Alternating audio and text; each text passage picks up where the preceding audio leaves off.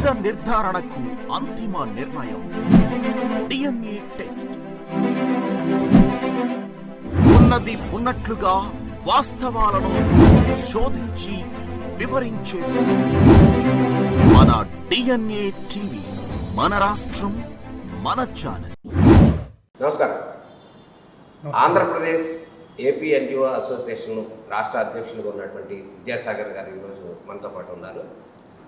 నిత్యం ఉద్యోగ సమస్యల మీద పోరాటాలు చేసేటటువంటి విద్యాసాగర్ గారు నిజంగా ఒక స్ఫూర్తిదాయకం. దాంట్లో భాగంగా ఎంతోమంది ఉద్యోగులకి స్ఫూర్తిదాయకం, పోరాట పటిమ ఒక యాంగిల్ అయితే, సాగర్ గారు రాష్ట్ర అధ్యక్షులుగా ఉన్నటువంటి సాగర్ గారు ఎక్కడో గుంటూరు జిల్లాలో పొన్నూరులో పుట్టినటువంటి విద్యాసాగర్ గారు ఇక్కడ రాష్ట్ర అధ్యక్షుడిగా మారటానికి ఆయన చేసినటువంటి పోరాట పటిమ, లేకపోతే ఆయన నడిచినటువంటి తీరు ఏ విధంగా ఉంది, ఎట్లా ఉంది అనే విషయాలను, తెర వెనుక ఏం జరిగింది, ఆయన ఏ విధంగా కష్టపడి ఇక్కడి వరకు వచ్చారనే విషయాలు మనతో పాటు పంచుకోవాలని చెప్పి సాగర్ గారిని కోరుతూ ఈ స్ఫూర్తి కార్యక్రమానికి ఆహ్వానం పలుకుతున్నాం. నమస్తే సార్. నమస్తే. రాష్ట్ర అధ్యక్షులు విద్యాసాగర్ గారు అందరికీ తెలిసినటువంటి వ్యక్తి. అదేవిధంగా ఏపీ ఎన్జిఓ అసోసియేషన్ని ఉరకలు ఎత్తిస్తున్నారు, పరుగులు ఎత్తిస్తున్నారు. All the best sir. అయితే రాష్ట్ర అధ్యక్షులుగా ఉన్నటువంటి విద్యాసాగర్ గారు అసలు పూర్వం ఏం జరిగింది అంటే, గతంలో విద్యాసాగర్ గారు ఎట్లా ఉండేవాళ్ళు, ఇప్పుడు రాష్ట్ర అధ్యక్షులుగా ఉన్నప్పుడు అయితే అందరికీ తెలుసు. గతంలో విద్యాసాగర్ గారి బాల్యం ఏ విధంగా జరిగింది, ఆ విషయాలు కొన్ని మాకు చెప్పాలి సార్. యాక్చువల్గా మీరు చెప్పినట్లు మాది పొన్నూరు స్వగ్రామం, గుంటూరు జిల్లా పొన్నూరు. మా తాతగారు, మా నాన్నగారు అందరూ కూడా పొన్నూరు. పెద్ద కుటుంబం, ఉమ్మడి కుటుంబం. మా నాన్నగారు వాళ్ళు 6 అన్నదమ్ములు, 3 అక్క చెల్లెళ్ళ అతిపెద్ద కుటుంబం. అక్కడి నుంచి ఉద్యోగార్థం అందరూ బాబాయిలు, నాన్నగారు అందరూ కూడా వేరే సిటీస్కి, అందరూ దాదాపు 90% మంది ప్రభుత్వ ఉద్యోగాల్లోనే ఉన్నారు. ఆ ఉద్యోగాల నిమిత్తం అందరూ కూడా రావటం, మా ఫాదర్ ఉద్యోగుల నిమిత్తం నేను విజయవాడ రావటం, విజయవాడలో సెటిల్ అవ్వటం, విజయవాడలోనే చదువుకోవటం, అలాగే గ్రాడ్యుయేషన్, పోస్ట్ గ్రాడ్యుయేషన్ కూడా కంప్లీట్ చేసుకోవటం. తర్వాత తలుపుగా విజయవాడలోనే మరి ఎన్సీసీ డిపార్ట్మెంట్లో జూనియర్ అసిస్టెంట్గా నేను దాదాపు 1987లో జాయిన్ అవ్వడం అనేది జరిగింది. ఇప్పుడు 38 సంవత్సరాల ఉద్యోగ సర్వీస్ని పూర్తి చేసుకున్నాను. ఎర్లీ ఏజ్లో నేను జాబ్లో జాయిన్ అవ్వడం జరిగింది. అందుకని ఎక్కువ నా బాల్యం కానీ, తర్వాత జరిగిన స్కూల్ డేస్ కానీ, కాలేజ్ డేస్ కానీ మొత్తం విజయవాడకే ఎక్కువగా ఉన్నాయి. ఇప్పుడు కూడా దాదాపు 35 సంవత్సరాల నుంచి ఉద్యోగార్థం కూడా ఎక్కువ కాలం విజయవాడలోనే ఉంటున్నాం. అందువల్ల కృష్ణా జిల్లాకి, విజయవాడకి, సాగర్ గారికి ఇది అట్లాగే నేను చదువుకున్నదంతా అంతా గవర్నమెంట్ స్కూల్స్లోనే చదువుకున్నాను. అన్ని government schools, very poor municipal school. నేను 6వ తరగతి వరకు మున్సిపల్ అప్పర్ ప్రైమరీ స్కూల్లో చదువుకున్నాను విజయవాడలో. 6వ తరగతి నుంచి 10వ తరగతి వరకు మరి కేబీసీ జెడ్పీహెచ్ స్కూల్ పడమట ఏదైతే ఉందో, పడమట జెడ్పీహెచ్ స్కూల్లో 10th క్లాస్ వరకు చదువుకుని అక్కడి నుంచి intermediate Siddhartha college, degree, post graduation Osmania యూనివర్సిటీలో చేసుకున్నాం. దాదాపు మధ్యలో ఒక 2 సంవత్సరాలు తప్పితే అన్ని ప్రభుత్వ కళాశాలల్లోనూ, ప్రభుత్వ పాఠశాలల్లోనూ ఇది చేస్తున్నాం. ప్రభుత్వ పాఠశాలల్లో చాలామంది మరి ఆ రోజుల్లో మరి దాదాపు 30-40 సంవత్సరాల క్రితం మేమంతా చదువుకున్నాం. ఆ రోజులు కూడా ఎన్ఎస్ఎంలో, నిర్మలా హై స్కూల్స్, కాన్వెంట్స్ ఇవన్నీ కూడా చాలా ఉండేవి. బట్ ప్రభుత్వ పాఠశాలలో చదువుకుంటే లాంగ్వేజ్ ప్రాబ్లం ఉంటుంది, ఇంకొక ప్రాబ్లం ఉంటుంది, లేకపోతే నాలెడ్జ్ ప్రాబ్లం ఉంటుంది అని అనుకున్నాం. ఇవాళ మేము ఇక్కడి నుంచి ఆల్ ఇండియా వరకు నేను నాయకుడిగా ఉన్నాను, ఇంకో చోట ఉన్నాను. భాష విషయంలో కానీ, భావం విషయంలో కానీ, ఏ సబ్జెక్ట్ అయినా, ఇంగ్లీష్ కానీ, హిందీ కానీ ఏదైనా మాట్లాడగలిగినప్పుడు కూడా మరి అది మున్సిపల్ స్కూల్ నుంచి వచ్చి ఇట్లా ఉన్నారని ఎవరు అనుకోని పరిస్థితిలో ఉంది. ఆ రోజు సబ్జెక్ట్స్ అట్లా ఉన్నాయి, ఇవాళ కూడా ఉన్నాయి అట్లా. మన దగ్గర కాస్త పుస్తకం ప్రభుత్వ స్కూల్లో ఉంటే, ఇంకో చోట ఉంటే అక్కడ సరైన ఇది ఉండదని, కానీ అన్ని చోట్ల కూడా ఇవాళ బాగుంది. మేము ప్రౌడ్ టు సే, మేము మున్సిపల్ స్కూల్లో, ఒక జెడ్పీహెచ్ స్కూల్లో చదువుకుని ఇవాళ ఇక్కడ దాకా మనం రాగలిగాము. దానికి సంబంధించిన నాలెడ్జ్ అంతా కూడా అక్కడి నుంచే గెయిన్ చేయడం అనేది జరిగింది. ఇప్పుడు రాష్ట్ర అధ్యక్షుడు విద్యాసాగర్ గారి తల్లిదండ్రుల గురించి మాకు ఒకసారి చెప్పాలి సార్. యాక్చువల్గా మాది చెప్పాను కదా, పొన్నూరులో ఉన్న ఒక ఉమ్మడి ఫ్యామిలీ. మా తాతగారు వెంకయ్య చౌదరి గారు, ఆయన ఊరు మున్సిపల్ చేశారు. అట్లాగే అక్కడ ఒక ప్రెస్టీజియస్ పర్సనాలిటీ పొన్నూరులో. వాటికి కూడా ఆయన పేరంటే జనాలతో ముడిపడి ఉంది. ఆ తర్వాత మా ఫాదర్ ప్రభుత్వ ఉద్యోగం చేస్తూ విజయవాడ వచ్చారు.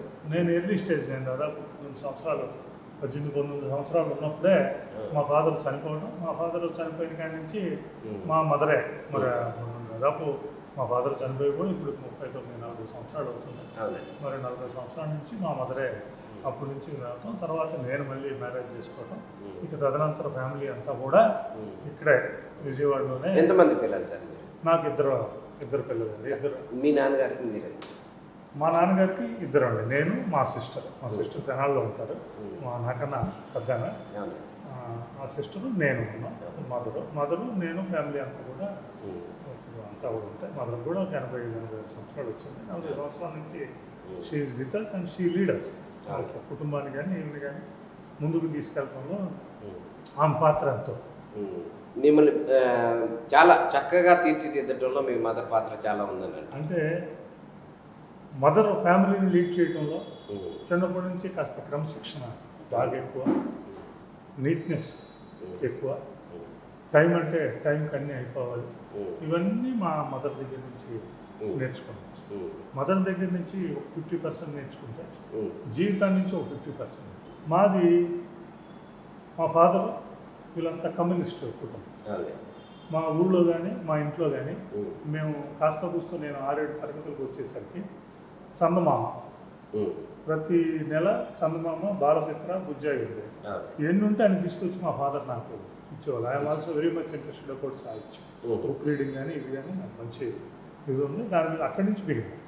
దాంట్లో నుంచి వెళ్తూ చందమామలో కథలు చదువుతూ అందులో రామాయణం వేసేవాళ్ళు, భారతం వేసేవాళ్ళు, భాగవతం వేసేవాళ్ళు, అరేబియా కథలు వేసేవాళ్ళు, మిగతా కథలు జాతక కథలు వేసేవాళ్ళు, బేతాల కథలు వేసేవాళ్ళు. ఇవన్నీ చూస్తూ కొంచెం 1 సంవత్సరం 2 సంవత్సరాలు 3 సంవత్సరాలు అవ్వగానే అసలు బేతాల కథలు ఏంటి, అసలు అరేబియా నైట్స్ కథలు ఏంటి, వీళ్ళు ఎక్కడి నుంచి చేస్తున్నారు, కాశీ మజిలీ కథలు ఏంటి అని చెప్పి అక్కడి నుంచి మా ఫాదర్ని అడగటం. మా ఫాదర్ కూడా కాస్త బాగా ఎంప్లాయీ, కొంచెం ఎడ్యుకేటెడ్గా ఉండేవాళ్ళు. అక్కడి నుంచి వెళ్ళటం, వాటికి సంబంధించిన మొత్తం అసలు రామాయణం మొత్తం చదవాలి, కాశీ మజిలీ కథలు మొత్తం చదవాలి. మొత్తం అక్కడి నుంచి అట్లా డెవలప్మెంట్ అవుతుంది. వచ్చి దాంతోపాటు నా ఊహ తెలిసి వచ్చేసరికి మా ఇంట్లోనూ మా తాతగారి ఇంటికి వెళ్ళినప్పుడు కూడా అక్కడ మా మేనమామ అందరూ ఉండేవాళ్ళు. దగ్గర కొన్ని 1000 పుస్తకాలు ఉండేవి ఇంట్లో. పెద్ద ర్యాక్ ఉంటే అందులో 1000-1500 పుస్తకాలు కమ్యూనిస్ట్ సాహిత్యం, మ్యాక్సిమం గోర్కి సాహిత్యం, రష్యన్ సాహిత్యం, మిగతా అన్ని టాల్స్టాయ్ కానీ అన్ని ఎక్కువ సాహిత్యం అంత ఉండేది. ఈ చందమామ వీటితో సంబంధించిన అన్ని చదువుతూ మిగతా సాహిత్యం మీదకి వెళ్ళిపోయి ఆ తర్వాత వాటిల్లోకి వెళ్ళినప్పుడు సమాజం పట్ల అవగాహన ఏముంటుంది, డిఫరెంట్ పర్సెప్షన్స్ ఎలా ఉంటుందో ఒక పర్సెప్షన్ తీసుకుని కొన్ని సంవత్సరాల పాటు ఆ బుక్స్ అన్ని ఆ రోజుగానేవాళ్ళు. నేను 30 సంవత్సరాల క్రితమే నేను 8th, 9th, 10th క్లాస్ ఉన్నప్పుడు బుక్స్ అన్ని తీసి చదువుతుంటే ఇప్పుడున్న జనరేషన్లో ఆ బీరువా తీసి ఆ బుక్స్ టచ్ చేసేవాడు నువ్వే అనే పరిస్థితి ఆ రోజుల్లో. అట్లా దాంట్లోకి వెళ్ళాక అదొక ఇజం. మార్క్స్ క్యాపిటల్ ఏం చేశాడు, మిగతా చేశాడు, గత్యానికి పోతున్నాను అవన్నీ అర్థం అయ్యి కానట్టు ఉండే పరిస్థితి. అర్థం అవడానికి ఇంకా అసలు లోపలికి వెళ్ళే పరిస్థితి. వెళ్ళినప్పుడు ప్రపంచంలో ఇది కాదు ఇంకోటి కూడా ఉంది, అది కాదు ఇంకొక పార్శ్వం ఉంది. అన్ని పార్శ్వాలని మనం చూడాలి, అన్ని చరిత్రలు మనం చేయాలి. చందమామ కథలతో వచ్చిన పాటు భాష మీద కాస్త పట్టు, తెలుగు మీద కాస్త పట్టు, చదవటం. ఒక రోజు 3-4 పుస్తకాలు ఒకసారి. ఇవాళకి కూడా నేను అత్యంత బాధపడే అంశం ఏంటంటే నేను పుస్తకం చదవకుండా ఒక పుస్తకాన్ని కంప్లీట్ చేయకుండా వెళ్ళిన రోజులు చాలా ఉన్నాయి. జీవితంలో పుస్తకాన్ని కంప్లీట్ చేస్తే ఆ రోజు గడిచేదా. మరి గత 6-7 సంవత్సరాల నుంచి, ముఖ్యంగా ఈ 2-3 సంవత్సరాల నుంచి చూస్తే ఇప్పుడు అసలు పుస్తకం కాదు, ఒక 50 పేజీలు 40 పేజీలు చదివే పరిస్థితి లేదు. చాలా బాధగా ఉంటుంది. మనం పుస్తకం 3 పుస్తకాలు 4 పుస్తకాలు చదివేసేవాళ్ళం. అంటే చదివి అంత ఇది వచ్చింది. భాషతో పాటు పట్టు, దాంతోపాటు హిందీ, దాంతోపాటు ఇంగ్లీష్. హిందీ కూడా చదువుతాను, రాస్తాను, అన్నీ మాట్లాడతాము, అన్నీ ఉన్నాయి. ఇవన్నీ కూడా డ్యూరింగ్ ద కోర్స్ జీవితం నేర్పించిందే. ఇందులో ఎవరో మనకు నేర్పించింది ఇది లేదు అని ఒకటి హిస్టరీ చదువుతాం, దానికి సెకండ్ పార్షన్ ఉంటుంది, అది చదువుతాం, దానికి ఇంకొకటి ఉంటుంది, అది చదువుతాం, దీనికి ముందు అసలు ఏంటి అనేది వెళ్తాం. అట్లా జీవితంలో బుక్ చదవటం అనేది, సాహిత్యం అనేది, అలా వెళ్ళినప్పుడు సాహిత్యం, అక్కడి నుంచి సాహిత్యానికి వచ్చినప్పుడు వివిధ మార్గం ఉంటాయి. శ్రీశ్రీ ఉంటాడు, రాజకొండ విశ్వనాథ్ సత్యనారాయణ గారు ఉంటారు, రాజకొండ విశ్వనాథ్ శాస్త్రి ఉంటాడు, ఇంకా మిగతా వాళ్ళు ఉంటారు. దీంతోపాటు ఓల్డ్ మల్లాది రామకృష్ణ శాస్త్రి ఉంటాడు, రాహుల్ సాంకృత్య అని ఉంటాడు. వీళ్ళందరినీ ఒకదానమాట ఒకటి అట్లా అప్పటి నుంచి ఇప్పుడు దాకా ఉన్న వాళ్ళందరినీ చదవటం అనేది ఒక హాబీగా పెట్టుకున్నాం. ఇప్పుడు పిల్లలకు కూడా అదే చెప్తాం, పుస్తకం హస్తపోషణం అన్నారు. ఇవాళ పిల్లలు ఎక్కడికి వెళ్ళినా ఏం చేసినా పుస్తకం హస్తపుస్తకం పోయింది, ట్యాబ్ సెల్ హస్తపుస్తకం. దాంట్లో కూడా ఏదన్నా చూస్తారా, తమ్మునైల్స్ న్యూసే, తమ్మునైల్స్ న్యూసే. ఇన్ఫర్మేషన్ టెక్నాలజీ వచ్చినాక నాలెడ్జ్ పోయిందంట. ఇన్ఫర్మేషన్ టెక్నాలజీ జియో వస్తుంది మాకు. జియో కావాలంటే మేము ఎన్జిఓ హోమ్స్కి వెళ్ళి ఒక రోజు కూర్చుని వాళ్ళు ప్రింట్ తీసిస్తే అది తీసుకొచ్చి ఆ జియో చదువుకొని అండర్లైన్ చేసుకుని ఉన్న రోజుల్లో వచ్చి ఆ జియో నీ చేతిలోకి వచ్చి నీ ఫోన్లోకి వచ్చేసే పరిస్థితి ఒక సెకండ్లో, ప్రభుత్వం రిలీజ్ చేసిన వెరీ నెక్స్ట్ సెకండ్లో మేము పెట్టేస్తాం, వాళ్ళని వస్తుంది. అందులో ఉన్న కంటెంట్ని చదివే వాళ్ళు 198 మంది లేరు. ఎవడన్నా పొరపాటున హెడ్డింగ్ ఒకటి పెడితే ఆ హెడ్డింగ్ మీదే నడిచిపోద్ది. ఆ హెడ్డింగ్కి లోపలికి సంబంధం లేకపోయినా 1,00,000 మంది కూడా చూసే పొజిషన్లో ఉంటారు. అందుకని పిల్లలకు కూడా నేను చెప్తూ ఉంటాను, నేను కాస్త మోటివేషన్ అండ్ ఇన్స్పిరేషన్ క్లాసెస్ కూడా వెళ్తూ ఉంటాను, ఇంజనీరింగ్ కాలేజ్కి మిగతా వాటికి పేరెంట్కి దీనికి వెళ్తుంటాను. అక్కడ కూడా మేము చెప్తుంటాం, ఇప్పుడు పుస్తకం చదవండి, పుస్తకాలు చదవండి, బుక్ రీడింగ్. ఎక్కడైనా మీరు కంప్యూటర్లో చదవచ్చు, పుస్తకంగా చదవచ్చు. పుస్తకం చదవడానికి ఎక్కువ ఇష్టపడతాను, కంప్యూటర్లో ఈ ఫైల్ వచ్చినాక. బట్ మీకు ఏ అవ్వాలంటే చదువునే ఉండండి, చదవండి. ముఖ్యంగా మాతృభాషను ముందుకు తీసుకువెళ్ళడంలో బుక్ రీడింగ్ చాలా చాలా ఉపయోగపడుతుంది. ప్రతి ఒక్కరి జీవితంలో అమ్మ పాత్ర అనేది చాలా ప్రముఖమైనది. ఎవరు దాన్ని రీప్లేస్ చేయలేరు.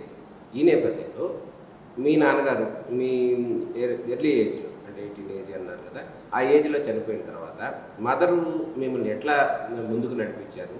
మీ మదర్ గురించి చెప్పాలంటే ఒక 1 మినిట్లో ఏం చెప్తారు? నేను టీనేజ్లో ఎండింగ్ వచ్చేసరికి ఫాదర్ చనిపోయారు.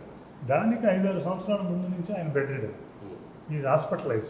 అందుకని దాదాపు 12-13 సంవత్సరాల నుంచే కుటుంబాన్ని లీడ్ చేసేది మదరే. అక్కడ మా ఫ్యామిలీ మేమంతా బాగా స్థితిమంతులైన కుటుంబాలు కాదు, ఏదో ఉద్యోగాలు చేసుకుని గడుపుకునే జీవితాల్లో నుంచి వచ్చినాం. ఆ ఉద్యోగం కూడా 6-7 సంవత్సరాల నుంచి ఆయనకి హాస్పిటలైజ్డ్ అయినప్పుడు, అప్పటి నుంచి మళ్ళీ నేను ఉద్యోగంలో జాయిన్ అయ్యి నేను ఒక ఇదయ్యేదాకా mother is everything for us. వాళ్ళ కష్టాన్ని మనం మాటల్లో చెప్పలేం, కష్టాన్ని మాటల్లో చెప్పలేం. ఇప్పుడున్న వారికి అది అనుభవపూర్వకం కూడా కాదు. ఆ రోజుల్లో అటువంటి పరిస్థితులు ఉన్నాయి, అటువంటి అనుభవపూర్వకత ఉండేది. కుటుంబంలో ఇప్పుడు కాస్త అటువంటి ఇబ్బంది లేదు, చాలా చోట్ల ఇప్పటికీ ఉంది. కానీ అప్పుడున్నంత క్వాంటిటీ లేదు. అప్పుడు కుటుంబంలో ఎవరన్నా ఒక బ్రెడ్ విన్నరు, ఎవరన్నా చనిపోతేనో లేకపోతే ఇంట్లో ఒకరు సంపాదిస్తాం, ఒక 5-6 కూర్చోవటం ఆ రోజు. ఇప్పుడు ఇంట్లో ఉన్న వాళ్ళందరూ సంపాదిస్తున్నారు, ఇన్సూరెన్స్ అన్నీ ఉన్నాయి. ఆ రోజుల్లో అంత సోషల్ ఇది లేదు. లేనప్పుడు ఎవరన్నా బ్రెడ్ విన్నరు చనిపోతే మళ్ళీ ఆ కుటుంబం తేరుకొని ఒక స్థాయికి రావాలంటే అది ఆషామాషి విషయం కాదు. దానికి తోడు వెనక ముందు ఆస్తులు ల్యాండ్స్ ఏమి లేకుండా కుటుంబాన్ని నెట్టుకు రావడం అనేది అంత ఇదిగా కాదు. ఫస్ట్ నుంచి మా చదువు మీద, ముఖ్యంగా నేను ఫస్ట్ నుంచి కూడా స్కూల్లో ఫస్ట్, సెకండ్, థర్డ్ ఉంటాను. అందుకని చిన్నప్పటి నుంచి కూడా పిల్లల చదువుల మీద, ముఖ్యంగా నా చదువు మీద, చదువుకుంటే మనకి మంచి జరుగుతుంది అన్న కాన్సెప్ట్ని మాలో ఇన్కల్కేట్ చేసింది, దాన్ని కష్టంగా తీసుకొచ్చింది. ప్రతి ఆస్పెక్ట్లో మమ్మల్ని చూసుకున్నాక మిగతా జీవితాన్ని చూసుకునేది మాకు. సాగర్ గారు బిఫోర్ మ్యారేజ్, ఆఫ్టర్ మ్యారేజ్ ఎట్లాంటి ఉంది సార్? ఎటువంటి పరిస్థితులు ఉన్నాయి? అంటే బిఫోర్ మ్యారేజ్లో సాగర్ గారు ఎట్లా ఉన్నారు, ఆఫ్టర్ మ్యారేజ్? అంటే జీవితంలో ఉన్న కష్టాలన్నీ చూసిన వ్యక్తి. నేను జాబ్లో జాయిన్ అవ్వగానే ఆ రోజుల్లో ఏమంటే మర్చిపోతే మ్యారేజ్, ఆడపిల్లని ఇస్తాం, లేకపోతే ఇంకోటి ఇస్తాం, ఇది చేస్తాం, ఇది చేస్తాం. నేను ఖచ్చితంగా కొన్ని పాలసీస్ మీద నేను వచ్చిన ఒక 10 సంవత్సరాల వరకు, మినిమం 8 సంవత్సరాల వరకు మ్యారేజ్ చేసుకోకూడదని నిర్ణయించుకున్నాను. Okay, I stand on that. నేను దాదాపు 18-19 ఇయర్స్లో నేను ఉద్యోగంలో జాయిన్ అయ్యాను. బట్ 27-28 వచ్చేదాకా నేను జాయిన్ అయ్యాను. మ్యారేజ్ చేసుకోకపోవడం అంటే అలా ఉంటేనే కష్టాల నుంచి బయటకు వస్తాం, ఫైనాన్షియల్గా కాస్త కూస్త డెవలప్ అవుతాం. నెక్స్ట్ ఫ్యామిలీ వచ్చినాక ఇంకాస్త ఇబ్బందులన్నీ ఎదురవుతాయి. ఈ ఇబ్బందులన్నీ ఎదుర్కొని ఇది చేయాలంటే ఉంటుంది. దాంతోపాటు కెరీర్లో మనం పోస్ట్ గ్రాడ్యుయేషన్ చేయాలి, పోస్ట్ గ్రాడ్యుయేషన్ చదువుకోవాలి, జాబ్లో చేపెట్టి వెళ్ళాలి. జాబ్ వచ్చినాకే నేను పీజీకి వెళ్ళాను, జాబ్ వచ్చినాకే నేను టైప్ చేశాను, జాబ్ వచ్చినాకే టైప్ హైయర్ కంప్లీట్ చేశాను, జాబ్ వచ్చినాకే కలకటా వెళ్ళి ఎంఐ కోర్స్ చేశాను. ఇవన్నీ చేశాను. ఒక 7 సంవత్సరాల్లోనే 2 ప్రమోషన్స్ నేను వేరే కోర్స్ చేసి దానికి క్వాలిఫికేషన్ తీసుకొని చేశాను. 2 times నేషనల్ లెవెల్లో DGNCCకి బెస్ట్ ఎంప్లాయీ అవార్డు 2 times నేను ఫస్ట్ 9 సంవత్సరాల్లోనే 2 times బెస్ట్ ఎంప్లాయీ అవార్డు తీసుకున్నాను. ఇవన్నీ ఏంటంటే ఒక లక్ష్యాలు, ప్రతి మనిషి జీవితంలో లక్ష్యాలు పెట్టుకోవాలి. మనం ఏమీ లేకుండా జీవితం అది ప్రవహిస్తూ ఉంటుంది, సమాజం వెళ్తూ ఉంటుంది. దాంతోపాటు మనం కూడా వెళ్తే నువ్వు అందులో ఉండిపోతావు. నువ్వు ఆగి నీ పని చూసుకుంటే అది నీ వెనకాల వస్తుంది. అందుకని ఒక 8-9 సంవత్సరాల వరకు ఫైనాన్షియల్గా ఇది అవ్వాలి, సిస్టర్ ఫ్యామిలీ చూడాలి, మన ఫ్యామిలీ కొంచెం ఇది రావాలి. రేపు చేసుకున్నప్పుడు పిల్లలు ఇటువంటివి ఉన్నప్పుడు కూడా వాళ్ళందరినీ జాగ్రత్త చేసుకోవాలి. ముందు కెరీర్లో కొంత ముందుకు రావాలి, లాంగ్వేజ్ పరంగా కొంత ముందుకు రావాలి, ఎడ్యుకేషన్ పరంగా ముందుకు రావాలి అని గోల్స్ పెట్టుకున్నాం. ఎడ్యుకేషన్ పరంగా మనం ఎదగాలి, కెరీర్ పరంగా ఎదగాలి, ఫైనాన్షియల్గా కాస్త పుస్తా స్టాండర్డ్ రావాలి, వచ్చినాక చేసుకోవాలి. ఇట్లా నాతో పాటు ఉండి ఇవి లేకుండా ఉన్నాళ్ళు దెబ్బతిన్నాళ్ళు చాలామంది ఇప్పుడు చెప్తుంటారు వచ్చి 30 సంవత్సరాల తర్వాత. మేము అప్పుడు ఏమి లేకుండా ముందుకు వెళ్ళిపోయాం. బేస్మెంట్, ఇంటికి బేస్మెంట్ ఎట్లాగా జీవితానికి కూడా బేస్మెంట్ అట్లా. అందుకని ఆ బేస్మెంట్ని మ్యారేజ్ కాకముందు వేసుకున్నాం. మ్యారేజ్ అయిపోయినాక ఇక దిట్స్ డిఫరెంట్ లైఫ్. పిల్లలు ఇక అందరితో పాటు పిల్లలు ఏం చేస్తున్నారు సార్? పిల్లలు నాకు 2 ఆడపిల్లలు. ఒక రకంగా మదరు ఆ లీడ్ చేయడం ఎంత అదృష్టమో, ఆడపిల్లలు ఇలా ఉండటం కూడా అదృష్టం.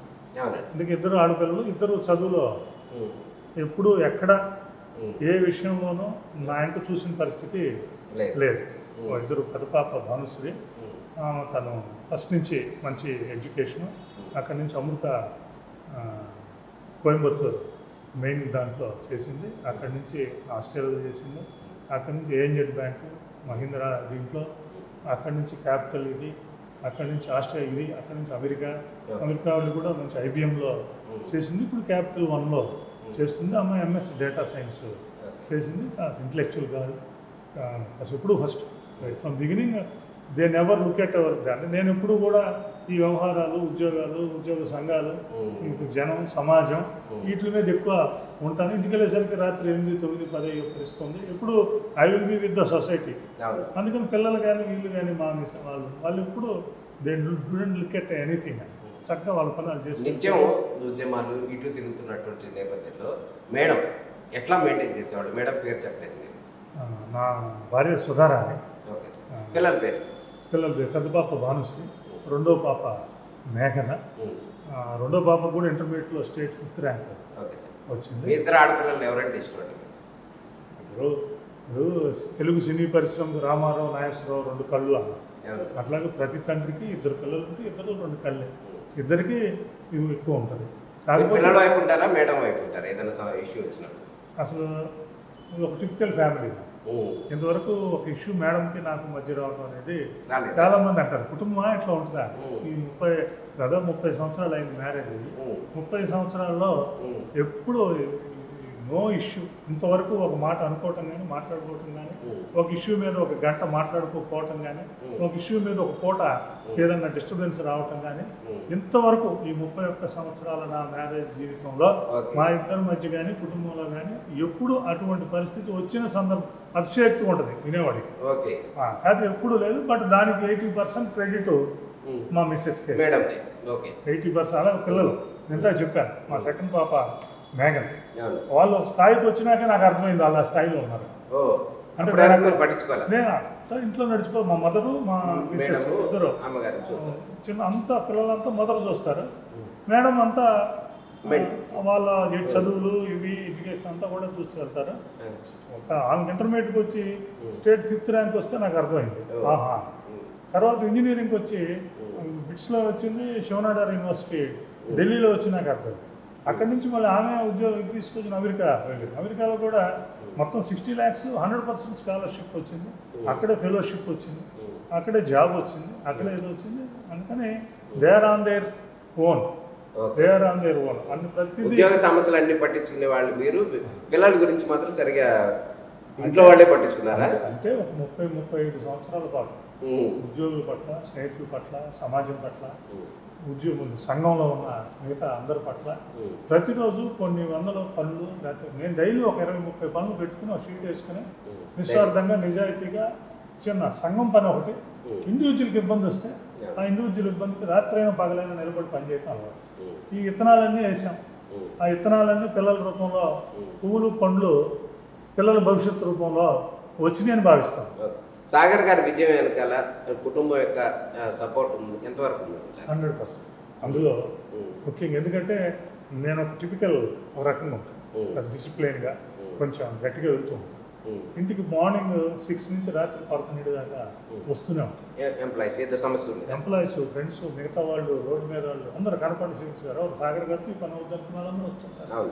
రాత్రి 10:30 అయినా 11 అయినా 11ంటికి ఎవరైనా తలుపు కొట్టినా ఇప్పుడు 3 సార్లు వెళ్ళి వచ్చాను మళ్ళీ ఏంటి అని అన్నా కూడా పాప ఎక్కడి నుంచి వచ్చారో నుంచున్నారు, ఒక్క నిమిషం మాట్లాడరండి అని చెప్పారు. ఇంట్లో మా మిస్సెస్ మేడం సపోర్ట్ చేస్తారు 100%. వాళ్ళకి కూడా ఎవరైనా వచ్చినా అర్ధరాత్రి అయినా తలుపు తీసి మాట ఇంట్లో నార్మల్గా ఒప్పుకో అంత టైం అంతా అటు చేస్తున్నట్టు చేసి వాళ్ళకి నాకైతే 0.00 ఇబ్బంది లేదు. అటువంటి ఇబ్బంది ఉన్నదని అన్ని చూస్తూ ఉంటాను అన్ని చోట్ల. ఆ చూసినప్పుడు గుర్తు వస్తూ ఉంటుంది మనకు ఇబ్బంది లేదు కదా. బట్ అబ్సల్యూట్లీ ఆ ఇబ్బంది ఏమి ఉండదు. They more one way or other they are enjoying it also. Yes, మనం ఎంతమందికి పని చేస్తున్నాం, ఎంతమంది వస్తున్నారు, మన గురించి మంచిగా చెప్తున్నారు, పని చేసుకుంటున్నారు, సమాజం పట్ల మనం చేస్తున్నాం, ఆ గౌరవం వస్తుందన్న భావంతో ఉన్నారు. కానీ ఇటువంటి ఇప్పుడు పిల్లలిద్దరు కూడా అమెరికా వెళ్ళిపోయారు. పెద్ద పాప మ్యారేజ్ కూడా అయిపోయింది, రెండో పాప కూడా మ్యారేజ్లో ఉన్నాం. దే ఆర్ నాట్, సినిమాలో చెప్తాడు, మీ పిల్లలు ప్రయోజకులు అయితే నువ్వు సంపాదించిన దాంతో పని లేదు, నీ పిల్లలు ప్రయోజకులు కాకపోతే నువ్వు ఎంత సంపాదించినా అది అడుగుతుంటారు ఉండరు. అట్లా మా పిల్లల వరకు మాత్రం they are with good manners, with a good విషయం. ఎక్కడ ఇక్కడ విషయం కానీ ఇంకోటి కనుక వాళ్ళ కెరీర్, వాళ్ళ ప్రాస్పెక్ట్, వాళ్ళ జీవితం విత్ ప్రిన్సిపల్. నేనేమంటానంటే we should go with the principles అని. పిల్లల పట్ల కూడా ఇంకోటి పట్ల చదువు చెప్పు, బుక్స్ చదువు, మంచి హాబీస్ పిల్లలకి అదే నేర్పించాను. ఆ విషయంలో స్పోర్ట్స్ విషయంలో కానీ యోగా, చిన్న పెద్ద పాప క్లాసికల్ డాన్స్, చిన్న యోగా నేషనల్ యోగా ఇది చేసింది. అక్కడి నుంచి బుక్స్ చదవాలన్నా, మిగతా చేయాలన్నా, ఇంకోటి చేయాలన్నా దే ఆర్ ఫాలోయింగ్. నన్ను ఇంట్లో నేను మొత్తం సమాజంలో 10,000 మంది నన్ను ఫాలో అవుతున్నప్పుడు వాళ్ళు కూడా ఆ ఇన్స్పిరేషన్లో, ఆ ఇంప్రెషన్లో ఉంటారు. ఇప్పటికీ అదే ఉంటారు. ఇవాళకి కూడా నన్ను డిస్టర్బ్ చేయరు. ఏ విధమైన ఆలోచన నా మీద పెట్టుకోరు. మంచి ప్రిన్సిపల్స్తో ఉంటారు. పిల్లలకి విలువలు ఇవ్వండి అంటాను. ఇప్పుడు నేను మిగతా వాళ్ళందరికీ కానీ నేను పాటించేది కానీ మా కుటుంబాల్లో కూడా చెప్పేది ఏంటంటే పిల్లల్ని విలువలతో పెంచాలి. చదువుతోనే అన్ని రావు, పిల్లల్ని విలువలతో పెంచాలి, మేనర్స్తో పెంచాలి.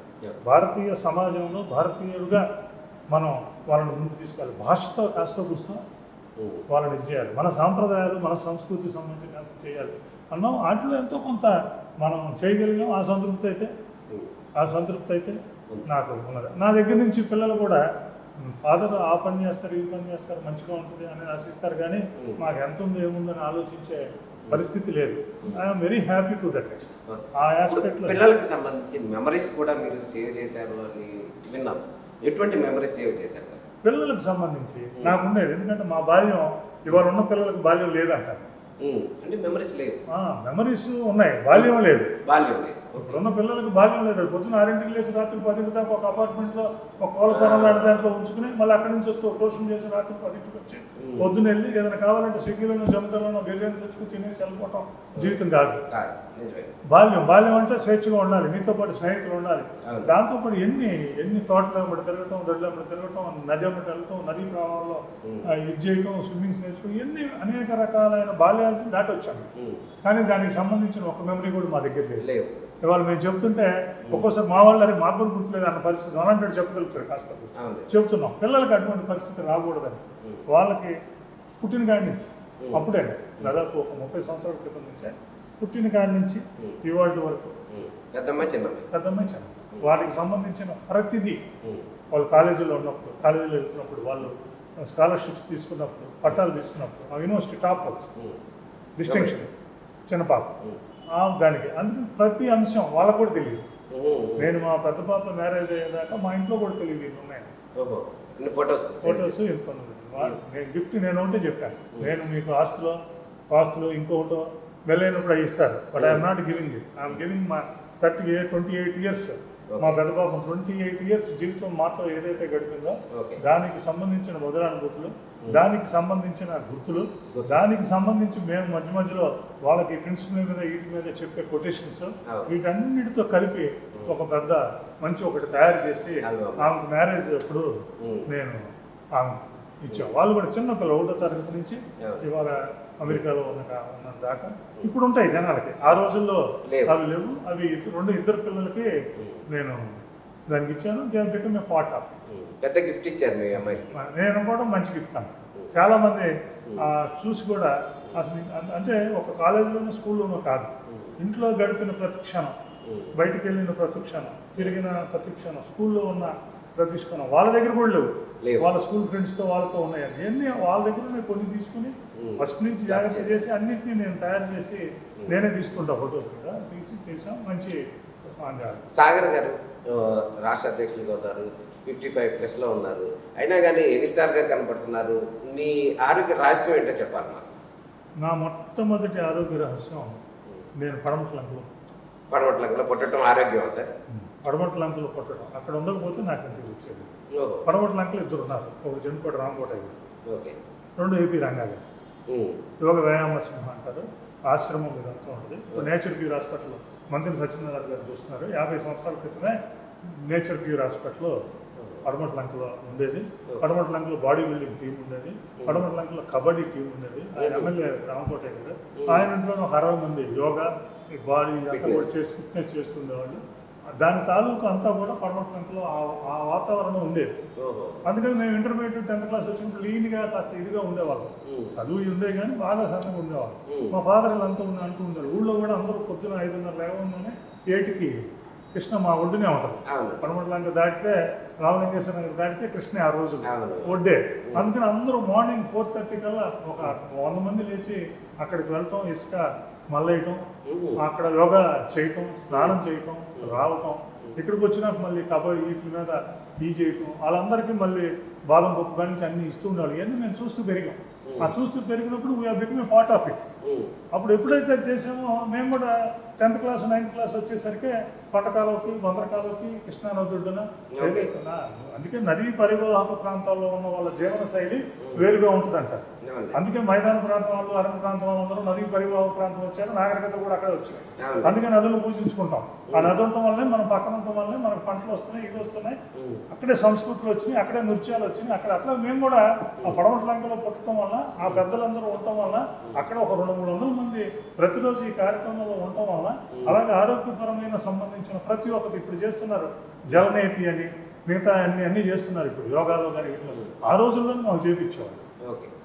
ఆ రోజుల్లోనే అక్కడ ఉన్న నీటిలో స్నానం, తొట్టి స్నానం, మృతిక స్నానం, మట్టి ఇప్పుడు ఇవన్నీ చేస్తున్నారు. ఇప్పుడు ఇది 45 సంవత్సరాల క్రితం మేము అప్పుడే చేసి మేము ఇవన్నీ కూడా చూసాము, చేసాము. ఆ చేయటం వల్ల అప్పటి నుంచి వచ్చింది. తర్వాత అందరూ మానేశారు. మేము మాత్రం ఆ రోజు నుంచి దాదాపు 30 సంవత్సరాలుగా కృష్ణానదికి వెళ్ళటం, స్నానం చేయటం, కృష్ణానదిలో రోజుకు 1 గంటన్నర చేయటం, అందులో గంట సేపు ఎక్స్టెన్సివ్గా కాళ్ళు కింద పెట్టకుండా ఒకసారి లోపలికి వెళ్తే గంట తర్వాత బయటకు వచ్చి చేస్తుంటాం. ఇప్పుడు కూడా 2 నెలల నుంచి వరద వస్తుంది, నీళ్ళు వస్తున్నాయని అందరూ సంతోషపడుతున్నారు.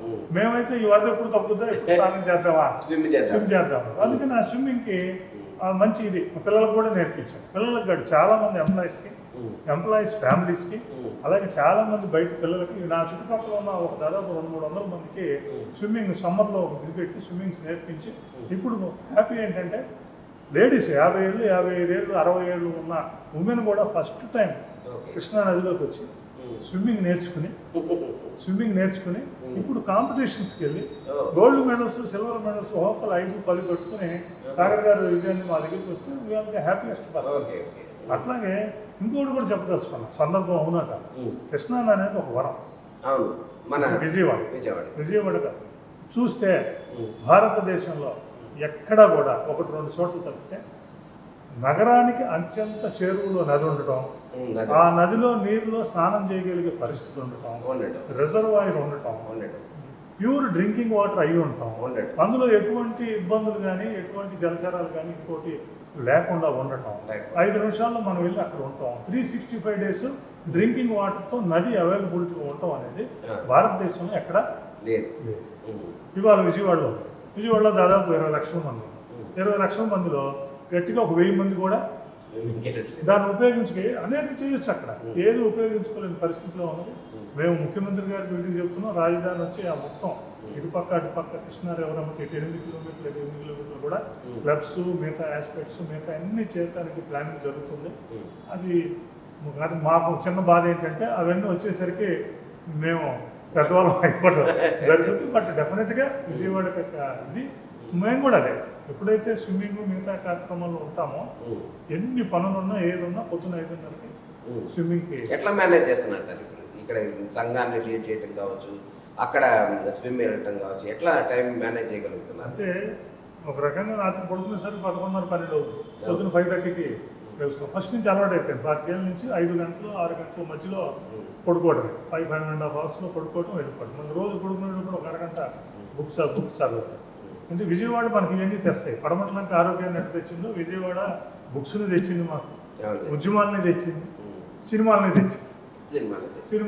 జీవితంలో బాగున్నాయి. పిల్లలు కూడా సినిమాకి వెళ్ళినట్టు వెరీ గుడ్ అండి. ఇప్పుడు కూడా ఫోన్ చేసి నేను సినిమాకి వెళ్ళొచ్చాను డాడీ అంటే I think very good. It's a part of Vijayawada lifestyle. Vijayawada చరిత్రకి సినిమా అనేది ఒక ఇది. అందుకని వాటికి మనం కంటిన్యూ చేయాలంట. అందుకని ఏదైతే అభిరుచి ఉందో, పుస్తకాల పట్ల అభిరుచి, ఆరోగ్యం పట్ల ఇది, స్విమ్మింగ్ పట్ల, మిగతా ట్రెక్కింగ్స్ అన్నిటి పట్ల ఉందో అవన్నీ నేను డ్రైవ్ చేస్తాను. ఆ డ్రైవ్ చేయడంలో ఉంటుంది. బట్ టైం యూటిలిటీ చాలామంది చెప్తుంటారు, టైం మేనేజ్మెంట్ కానీ టైం యూటిలిటీ కానీ వాళ్ళ పిల్లలు కానీ పెద్దలు కానీ నేర్చుకోవాల్సిందే టైం మేనేజ్మెంట్. ఎటువంటి ఫుడ్ తీసుకుంటారు సార్? ఆరోగ్యానికి స్విమ్మింగ్ చేస్తారు బాగుంది. ఫుడ్ అనేది ఎటువంటి ఫుడ్ తీసుకుంటారు? అంటే రమేష్ గారు, నేను 50 సంవత్సరాలు వచ్చేదాకా I doesn't look at the food. Food అంటే చూడాలి. 50 సంవత్సరాల వరకు చూడాలి. తిరుగుతూ ఉంటాం అన్ని చోట్ల, అన్ని వైపు తిరుగుతూ ఉంటాం, అన్ని చేస్తుంటాం. బ్రహ్మాండంగా ఏది స్వాభావికంగా ఉందో ఎక్కువ ఇంట్లో ఫుడ్ ఇష్టపడతాం. మా మదర్ ఎక్స్పర్ట్. మా మదర్ చిన్నప్పటి నుంచి మా చుట్టుపక్కల ఉన్న మా ఫ్యామిలీ సంస్థల్లోకి ఏది వచ్చినా ఆ రోజుల్లో ఏమి ఉండేవి కదా. ఒక 100 మందికైనా మా మదర్ చేస్తారు. ఇంట్లోనే ఆ ఫెసిలిటీ ఉంది కాబట్టి ఎక్కువ ఇంట్లో ఉన్నాయి. But after 55 now I use to tell the people 55 తర్వాత మీది కాదంటారు.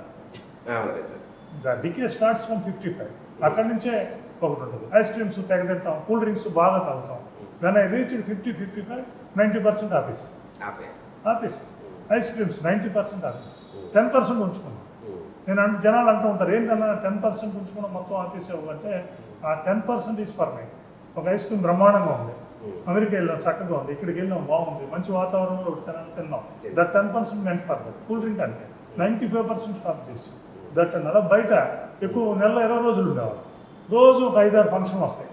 నార్మల్గానే ఎక్కువ ఉంటాయి. వాళ్ళ జిల్లా రాష్ట్ర అధ్యక్షుడిగా ఎన్నో కార్యక్రమాలు ఉంటాయి. వెళ్ళంగానే భోజనం ఎన్ని ఇది చేస్తుంటారు. నో ఈ స్టాప్. నేను 5 ఫంక్షన్కి వెళ్ళి ఇంటికి వెళ్ళి పెరిగాను, నేను పడుకోవటం అలవాటు చేసుకోవటం. అట్లా చేసుకోవటం. బ్రేక్ఫాస్ట్ ఇవి నైట్ తగ్గించేయటం. పొద్దున్నే స్విమ్ చేస్తాం, బాగా చేస్తాం కానీ బ్రేక్ఫాస్ట్ వాటిని డివైడ్ చేసుకున్నాం. ఇదివరకు బ్రేక్ఫాస్ట్ అంటే ఏదో తిని వెళ్ళిపోవాలం, భోజనం తిరుగుతున్నాం. ఇప్పుడు 5 years బ్యాక్. ఇప్పుడు నౌ వీ డివైడెడ్ దట్. బ్రేక్ఫాస్ట్కి వస్తే కంపల్సరీగా బాదమ్స్ ఉండాలి, కంపల్సరీగా సలాడ్ ఉండాలి, కంపల్సరీగా ఎగ్ ఉండాలి, ఎగ్తో పాటు చిన్న ఇంకొకటి ఉండాలి. ఇది అంతకుముందు ఈ కాన్సెప్ట్ లేదు. 5 years నుంచి వీ బ్రాట్ దట్ కాన్సెప్ట్. ఎందుకంటే this is the time to maintain such a things. అందుకని దాన్ని డివైడ్ చేశాం. కంపల్సరీగా ఆల్మండ్స్, డ్రై ఫ్రూట్స్కి సంబంధించిన ఒక ఐటమ్, సలాడ్కి సంబంధించిన ఒక ఐటమ్స్, దాని పక్కనే ఎగ్, దాని పక్కనే చిన్న అట్లా. స్విమ్మింగ్తో పాటు ట్రెక్కింగ్ కూడా చేస్తుంటారు సార్? నాకు బాగా నా జీవితంలో అత్యంత ఇష్టం, బుక్స్ చదువుతున్న తర్వాత నాకు అత్యంత బాగా ఇష్టమైంది పర్యావరణం. నా ప్రకృతి పట్ల మంచి అవగాహన ఉంది, అనుభవం ఉంది. వీటన్నిటికన్నా కావాల్సింది అనుభూతి. ఆ అనుభూతి నాకు ఇవాళ వెళ్ళి నేను ఎక్కడన్నా ఒక చోటకి వెళ్ళి ఒక పెద్ద చెట్టు, ఒక 50 సంవత్సరాలు, 60 సంవత్సరాలు, 70 సంవత్సరాలు పెరిగిన చెట్టుని చూసి చెట్టు మీద చేసి నుంచుంటే 30 ఏళ్ళ క్రితం ఉండేది. ఈ మధ్యకాలంలో నాకు డెవలప్ అయిందంటే ఆ చెట్టు మీద చేసి అలా నుంచుంటే ఐ ఫీల్ వెరీ హ్యాపీ. నేను దానికి కనెక్ట్ అయిపోయి ఉన్నాను. ఇది అంత అలా ప్రకృతిలోకి వెళ్ళినా ఎవరు అది ఎక్కడ దొరుకుతుంది నాకు? పర్వతారోహణకి వెళ్ళినప్పుడు, ట్రెక్కింగ్కి వెళ్ళినప్పుడు దొరుకుతుంది. దాదాపు 15-20 సంవత్సరాల నుంచి 15 సంవత్సరాల పై నుంచి I use to go to trekking. హిమాలయస్కి వెళ్తాను. మిగతా దేశంలోని అన్ని నేషనల్ ట్రెక్స్ ఎక్కడెక్కడ ఉన్నాయి. మహారాష్ట్రలో ట్రెక్స్ చేశాను, హిమాచల్ ప్రదేశ్లో ట్రెక్స్ చేశాను, కర్ణాటకలో నేత్రావతి కానీ, కుద్రేముఖ్ ట్రెక్ కానీ అవి చేసాము. దాని గురించి నేర్చుకున్నారా సార్, లేకపోతే ఎట్లా ట్రెక్కింగ్ సంబంధించి? యాక్చువల్గా వైహెచ్ఏ ఉంటుంది, youth hostel association of India. దాంట్లో ఆమె పర్మనెంట్ మెంబర్.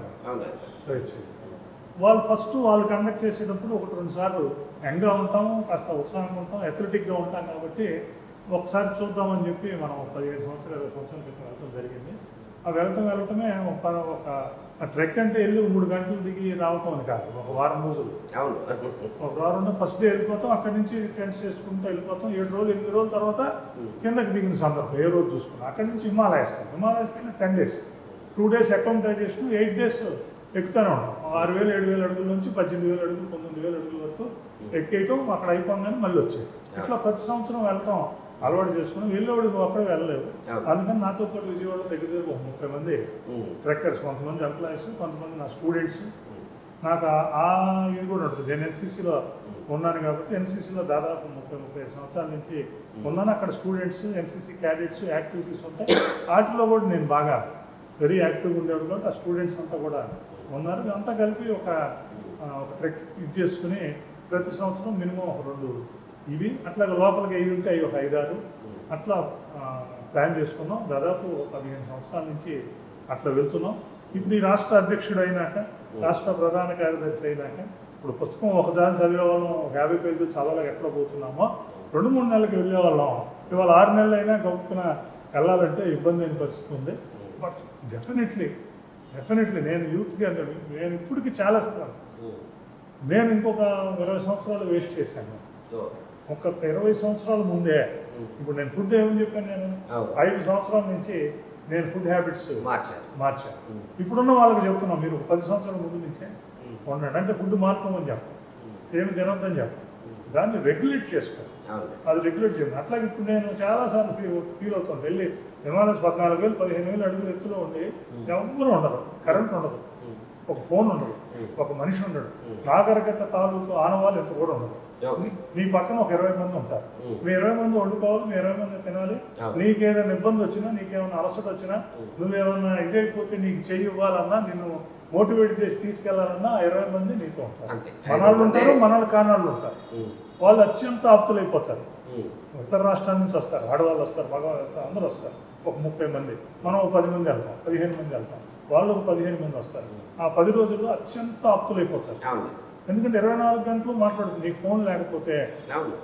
ఫోన్ లేకపోతే, సాయంత్రానికి ఇంకో పని లేకపోతే, రేపు అనేది నిన్ను పిలవకపోతే, రేపు అనే దాని మీద నీకేమి లేకపోతే, 24 గంటలు నువ్వు ప్రకృతిలో అలాగే ఉంటే, నాగరికత తాలూకు ఆనవాళ్ళు నిన్ను తాకకపోతే, మనిషికి మనిషి ఏంటి, ఎదుటి మనిషి మనస్తత్వం ఏంటి అనేది పూర్తిగా అర్థమయ్యే పరిస్థితి, ప్రకృతితో పూర్తిగా మమేకమయ్యే పరిస్థితి. ఇలా కూడా ఉంటుందా ప్రపంచం?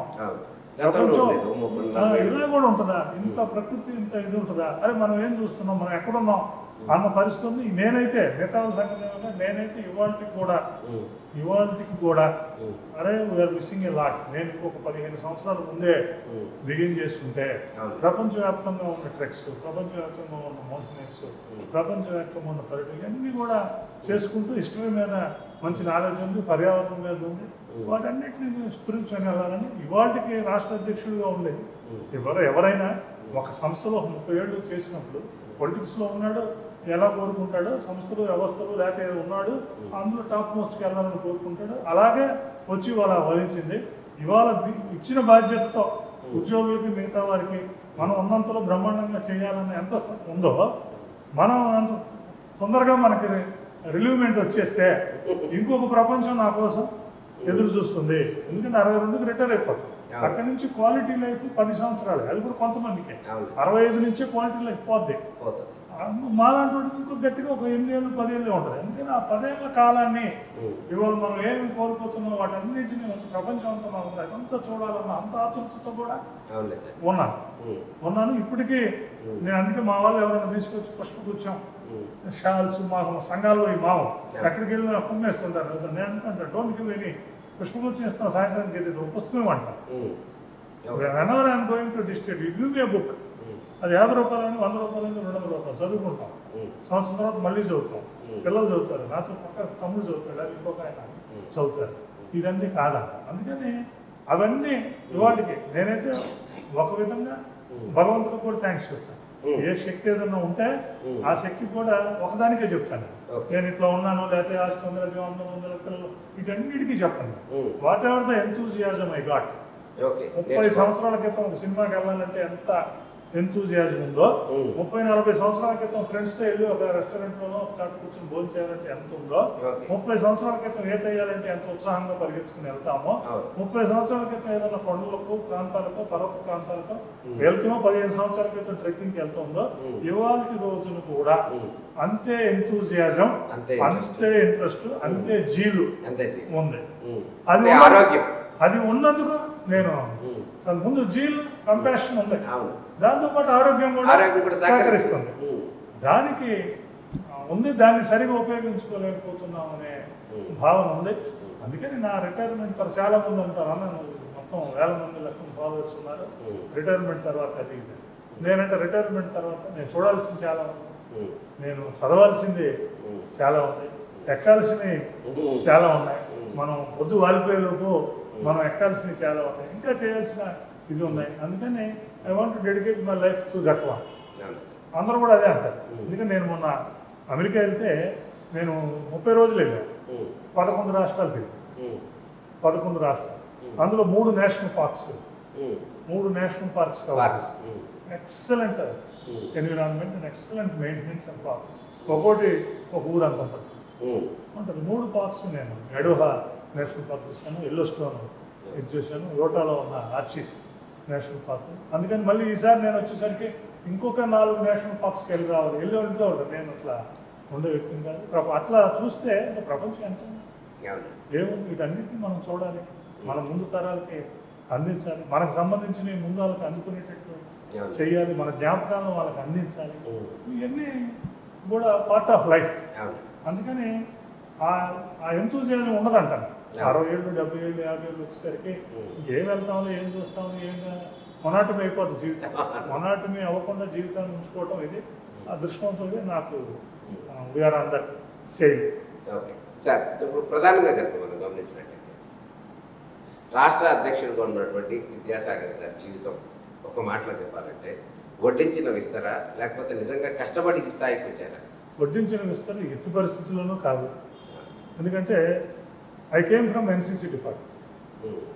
అంటే మొత్తం మా డిపార్ట్మెంట్ అంతా కలిపి 400 మంది. ఇక్కడ 12.5 లక్షల మంది ఉద్యోగ ఉపాధ్యాయ కార్మిక కష్టపడి డిపార్ట్మెంట్స్ మన డిపార్ట్మెంట్లో ప్రతి డిపార్ట్మెంట్లో 30,000 మంది, 20,000 మంది, 40,000 మంది, 10,000 మంది, 20,000 మంది ఉన్నారు. ఇందులో ఒక చిన్న డిపార్ట్మెంట్ నుంచి వచ్చి నేను దాన్ని రిప్రజెంట్ చేస్తూ నేను చేయని పోస్ట్ లేదు ఈ 30 సంవత్సరాల్లో. నా అంత వాళ్ళు చూస్తే రాష్ట్రం మొత్తం మీద నా అంత అనుభవం ఉన్న కామ్రేడ్స్ కూడా ఎవరు లేరు. నేను దాదాపు 30 సంవత్సరాల క్రితం 91, 92లోనే నేను విజయవాడ నగర శాఖకి ఈసీ మెంబర్గా పనిచేశాను, జాయింట్ సెక్రటరీగా పనిచేశాను, జిల్లా జాయింట్ సెక్రటరీగా చేశాను, ఇంకొకసారి జాయింట్ సెక్రటరీ చేశాను, ఇంకొకసారి ట్రెజరర్ చేశాను, మళ్ళీ ట్రెజరర్ చేశాను, జిల్లా సెక్రటరీ చేశాను, 6 సార్లు జిల్లా ప్రెసిడెంట్ చేశాను. ఇప్పుడు రాష్ట్ర ప్రధాన కార్యదర్శికి వచ్చాను, రాష్ట్ర అధ్యక్షుడికి వచ్చాను. మీరు మొత్తం చూసుకుంటే ఎంత శైలి ఉండి వచ్చిన వాళ్ళు ఎవరు లేరు. ఇప్పుడు విద్యాసాగర్ గారు ఇంతమందికి 30 ఏళ్ల సర్వీసు ఏం చేశారు ఏంటని మీరు చెప్పినట్టు చేశారు. కానీ సమైక్యాంధ్ర ఉద్యమంలో మాత్రమే విద్యాసాగర్ గారు కావచ్చు, లేకపోతే అశోక్ బాబు గారు కావచ్చు, ఒకళ్ళిద్దరు పేరు ప్రధానంగా కనుక విద్యాసాగర్ గారు వాయిస్ అనేది ఆంధ్ర తెలంగాణలో కూడా గట్టిగా వినపడింది. ఆ ఉద్యమం మీకు ఏ విధంగా ముందుకెళ్ళడానికి ఉపయోగపడుతుంది, స్ఫూర్తి ఇచ్చింది అనుకోవచ్చు? అంటే నేను ఆ రోజు బయటకు ఎందుకు రావాల్సి వచ్చింది? తెలంగాణ ఉద్యమం జరుగుతుంది, వాళ్ళకున్న ఇబ్బందులను వాళ్ళు వెలిపుచ్చుతున్నారు. To that extent where also have, వాళ్ళకి ఇబ్బంది ఉంది. ఆ రోజు పరిపాలన చేస్తున్నారు కాబట్టి పరిపాలన రాష్ట్రం కావాలి మాకు, మా తెలంగాణ వారికి ఈ ఇబ్బంది జరుగుతుంది అన్నారు. వారి ఇబ్బందిని వారు చెప్పుకుంటున్నారని చెప్పి అందరూ కామ్గా ఉన్నారు. అప్పుడు మా రాష్ట్ర నాయకత్వాలు ఇవి కూడా ఎవరు మాట్లాడలేదు, దీన్ని ఎవరు ఖండించడం. కాస్త పుస్తా చలసాని శ్రీనివాస్ గారు ఒక్కళ్ళే ఈ 16 మీద దీని మీద కొంత అభిప్రాయాలు వెలిపించేవాళ్ళు. మిగతా వాళ్ళు ఎవరు టేకప్ చేయలే. మేము కూడా దాన్ని చేసేవాళ్ళం కాదు. కానీ మేమెందుకు ఇన్వాల్వ్ వచ్చింది? ఫస్ట్ ఇక్కడ ఇక్కడ విజయవాడలో మనం చేసాం. ఫస్ట్ అక్కడి నుంచి స్టేట్ అన్ని చేసుకొచ్చాం. అది ఫస్ట్ ఎందుకు ఇన్వాల్వ్ అవ్వాల్సి వచ్చిందంటే నీ ఇబ్బందిని చెప్తున్నావు బాగుంది, రెండో ఇబ్బంది, మూడో ఇబ్బంది, అక్కడి నుంచి ఇబ్బంది కానీ చెప్పడం బిగించేసి అక్కడి నుంచి ప్రతి ఇబ్బందికి మనల్ని బాధ్యత చేస్తూ పెట్టారు. అక్కడి నుంచి ఆంధ్రాకు కూడా ఇబ్బందులు ఉన్నాయి, ఆ ఇబ్బందులను చెప్పే పరిస్థితి లేదు. ఇదేమవుతుంది, వన్ సైడ్ అయిపోయి మొత్తం రాజకీయ పార్టీలు అందరూ ఇచ్చేసి అదే నిజం అనుకునే పరిస్థితి, అందరూ అదే, ఇక్కడున్న వాళ్ళు కూడా అదే నిజం అనుకునే పరిస్థితుల్లో అలా జరిగితే ఇది వాస్తవం కాదు. ఇందులో వాళ్ళు ఎంత చెప్తున్నారు, ఇటు కూడా అన్ని ఇబ్బందులు ఉన్నాయి, అక్కడ ఎంత అన్యాయం జరిగింది, ఇక్కడ కూడా జరిగింది, వాళ్ళు చెప్పినట్టు చేస్తే ఇన్ని అన్ని ఆ రోజు చెప్పాము మేము. ఆ రోజు మీరు బైఫర్కేషన్ చేస్తే, బైఫర్కేషన్ అంటూ జరిగితే ఉద్యోగులకు జీతాలు ఇవ్వలేని స్టేజ్కి ఆంధ్రప్రదేశ్ ఆ రోజు నేను ఎన్నోసార్లు చెప్పాను. వాళ్ళు అదే జరిగింది. జల యుద్ధాలు జరుగుతాయి. ఆ వాటర్ మేనేజ్మెంట్లో బోర్డు ఇప్పుడు ఏ ప్రాజెక్ట్ మొదలు పెట్టినా మేము ఉండడానికి కుదరదు అంటారు వాళ్ళు, వీళ్ళు ఇది చేయాలంటారు. ఇవన్నీ మేము ఆ రోజు చెప్పాం. ఫైనాన్షియల్గా ఇబ్బంది పడతారు, ఆర్థికంగా డెఫిసిట్లోకి వస్తారని చెప్తాం. ఇవాళ ఆర్థికంగా దానికి వేరే కారణాలు ఉన్నప్పటికీ మేము చెప్పినవన్నీ కూడా జరుగుతున్నాయి. ఇప్పుడు అవన్నింటినీ ఎవ్వరూ సమాజంలో ఎవరైతే వాటిని ముందుకు తీసుకురావాలో, ప్రజా సంఘాలు కానీ, పొలిటికల్ పార్టీస్ కానీ, ఇంకొకటి కానీ, ప్రజల్లో వాయిస్ లేదు కాబట్టి వాళ్ళు కూడా తప్పంటే వాళ్ళ పని వాళ్ళు చేశారు. ఉద్యోగుల ఆస్తులు కూడా అక్కడ ఉండిపోయినట్టు. అందుకని ఆ ప్రత్యేక పరిస్థితుల్లో దీన్ని విజయవాడలో ఒక ఉద్యమంగా లేవదీసాం. I'm instrumental in making such a this one. ఇది చేసినాక రాష్ట్రంలో అశోక్ బాబు గారు ఇక్కడ నా దగ్గర అధ్యక్షుడిగా ఉన్న ఆయన వెళ్ళడం, అశోక్ బాబు గారు మేమంతా మా స్టేట్ కూడా మా దగ్గర ఉన్న స్టేట్ చేయాలని చెప్పడం, అది అతి పెద్ద ఉద్యమంగా రూపొందించుకోవడం. దీనికి సంబంధించి నార్మల్గా సర్వీస్ మ్యాటర్స్ మీద కానీ, జీవోస్ మీద కానీ, లాంగ్వేజ్ మీద కానీ కాస్త కూస్తో కమాండ్ ఉన్న లీడర్గా సాగర్ అని రాష్ట్ర వ్యాప్తంగా ఉన్నది. దాంతోపాటు నాకు సాహిత్యము, బుక్ రీడింగ్ ఇవన్నీ ఉంటాయి. అవన్నీ నా దగ్గర ఉన్న వాళ్ళకి, నా జ్యూరిడిక్షన్లో ఉన్న వాళ్ళకి తెలుస్తుంది. నా దగ్గర ఉన్న వాళ్ళకి మా జ్యూరిడిక్షన్ అంతా ఒక జిల్లాలోనో ఒక దీంట్లోనే ఉంటాం. ఎప్పుడైతే ఈ జ్యూరిడిక్షన్ స్టేట్కి వెళ్ళిందో, స్టేట్ వైడ్ ఉద్యమం వచ్చిందో, అప్పుడు మీడియాలో ఉన్న మన ఇటు పక్క కోరుకునే వాళ్ళు, అన్యాయం జరుగుతుందని భావించేవాళ్ళు, పెద్దలు, వీళ్ళందరూ కూడా ఒక వాయిస్. అప్పుడు వాళ్ళందరూ కూడా ఉన్న వాళ్ళలో చక్కగా మాట్లాడగలుగుతాడు, ప్రజెంట్ చేయగలుగుతాడు, సబ్జెక్ట్ మీద మంచి నాలెడ్జ్ ఉంది, నిజాయితీ ఉంది. అటువంటి అతనికి ఇస్తే మనం దాన్ని ఇది చేసుకోగలం అని చెప్పి మనకు అది ఇచ్చారు. మనం ఆటోమేటిక్గా ఆ రోజు ఉన్న అన్ని ఉద్యమాల్లో, టీవీ డిబేట్స్లో అన్నింటిలో కూడా ఆ ఉద్యమాన్ని కూడా ఒక స్థాయికి తీసుకెళ్ళగలిగాం. తీసుకెళ్ళడంలో మనం కూడా ఒక పాత్ర ఉంది కాబట్టి, అక్కడ అశోక్ బాబు అంతా ఉన్నాం కాబట్టి, నేను మొత్తం ఆ పాత్రని పోషిస్తున్నాను కాబట్టి, సమైక్యాంధ్ర ఉద్యోగం ఈవెన్ ప్రజలకి వాళ్ళందరికీ ఒక రావటం కాదు, ఈవెన్ ఉద్యోగుల్లో కూడా నా సెక్షన్ వరకు వెళ్ళని సెక్షన్స్ అన్నిటికీ కూడా సమైక్యాంధ్ర ఉద్యమం పరంగా ఉద్యోగ సంఘాల నాయకుల్లో సాగర్ వాయిస్ కానీ, సాగర్ అవగాహన కానీ, అతని నాలెడ్జ్ కానీ అనే ఒక రకమైన ఇంప్రెషన్ వెళ్ళడానికి సమైక్యాంధ్ర ఉద్యమం అది దారి తీసింది. అది ఇక్కడి నుంచి నేషనల్ కానీ ఇంటర్నేషనల్ దాకా మన దగ్గర ఉన్న ఒక సత్తానండి, ఒక ప్యాషన్ కూడా పోరాటం చేశారు.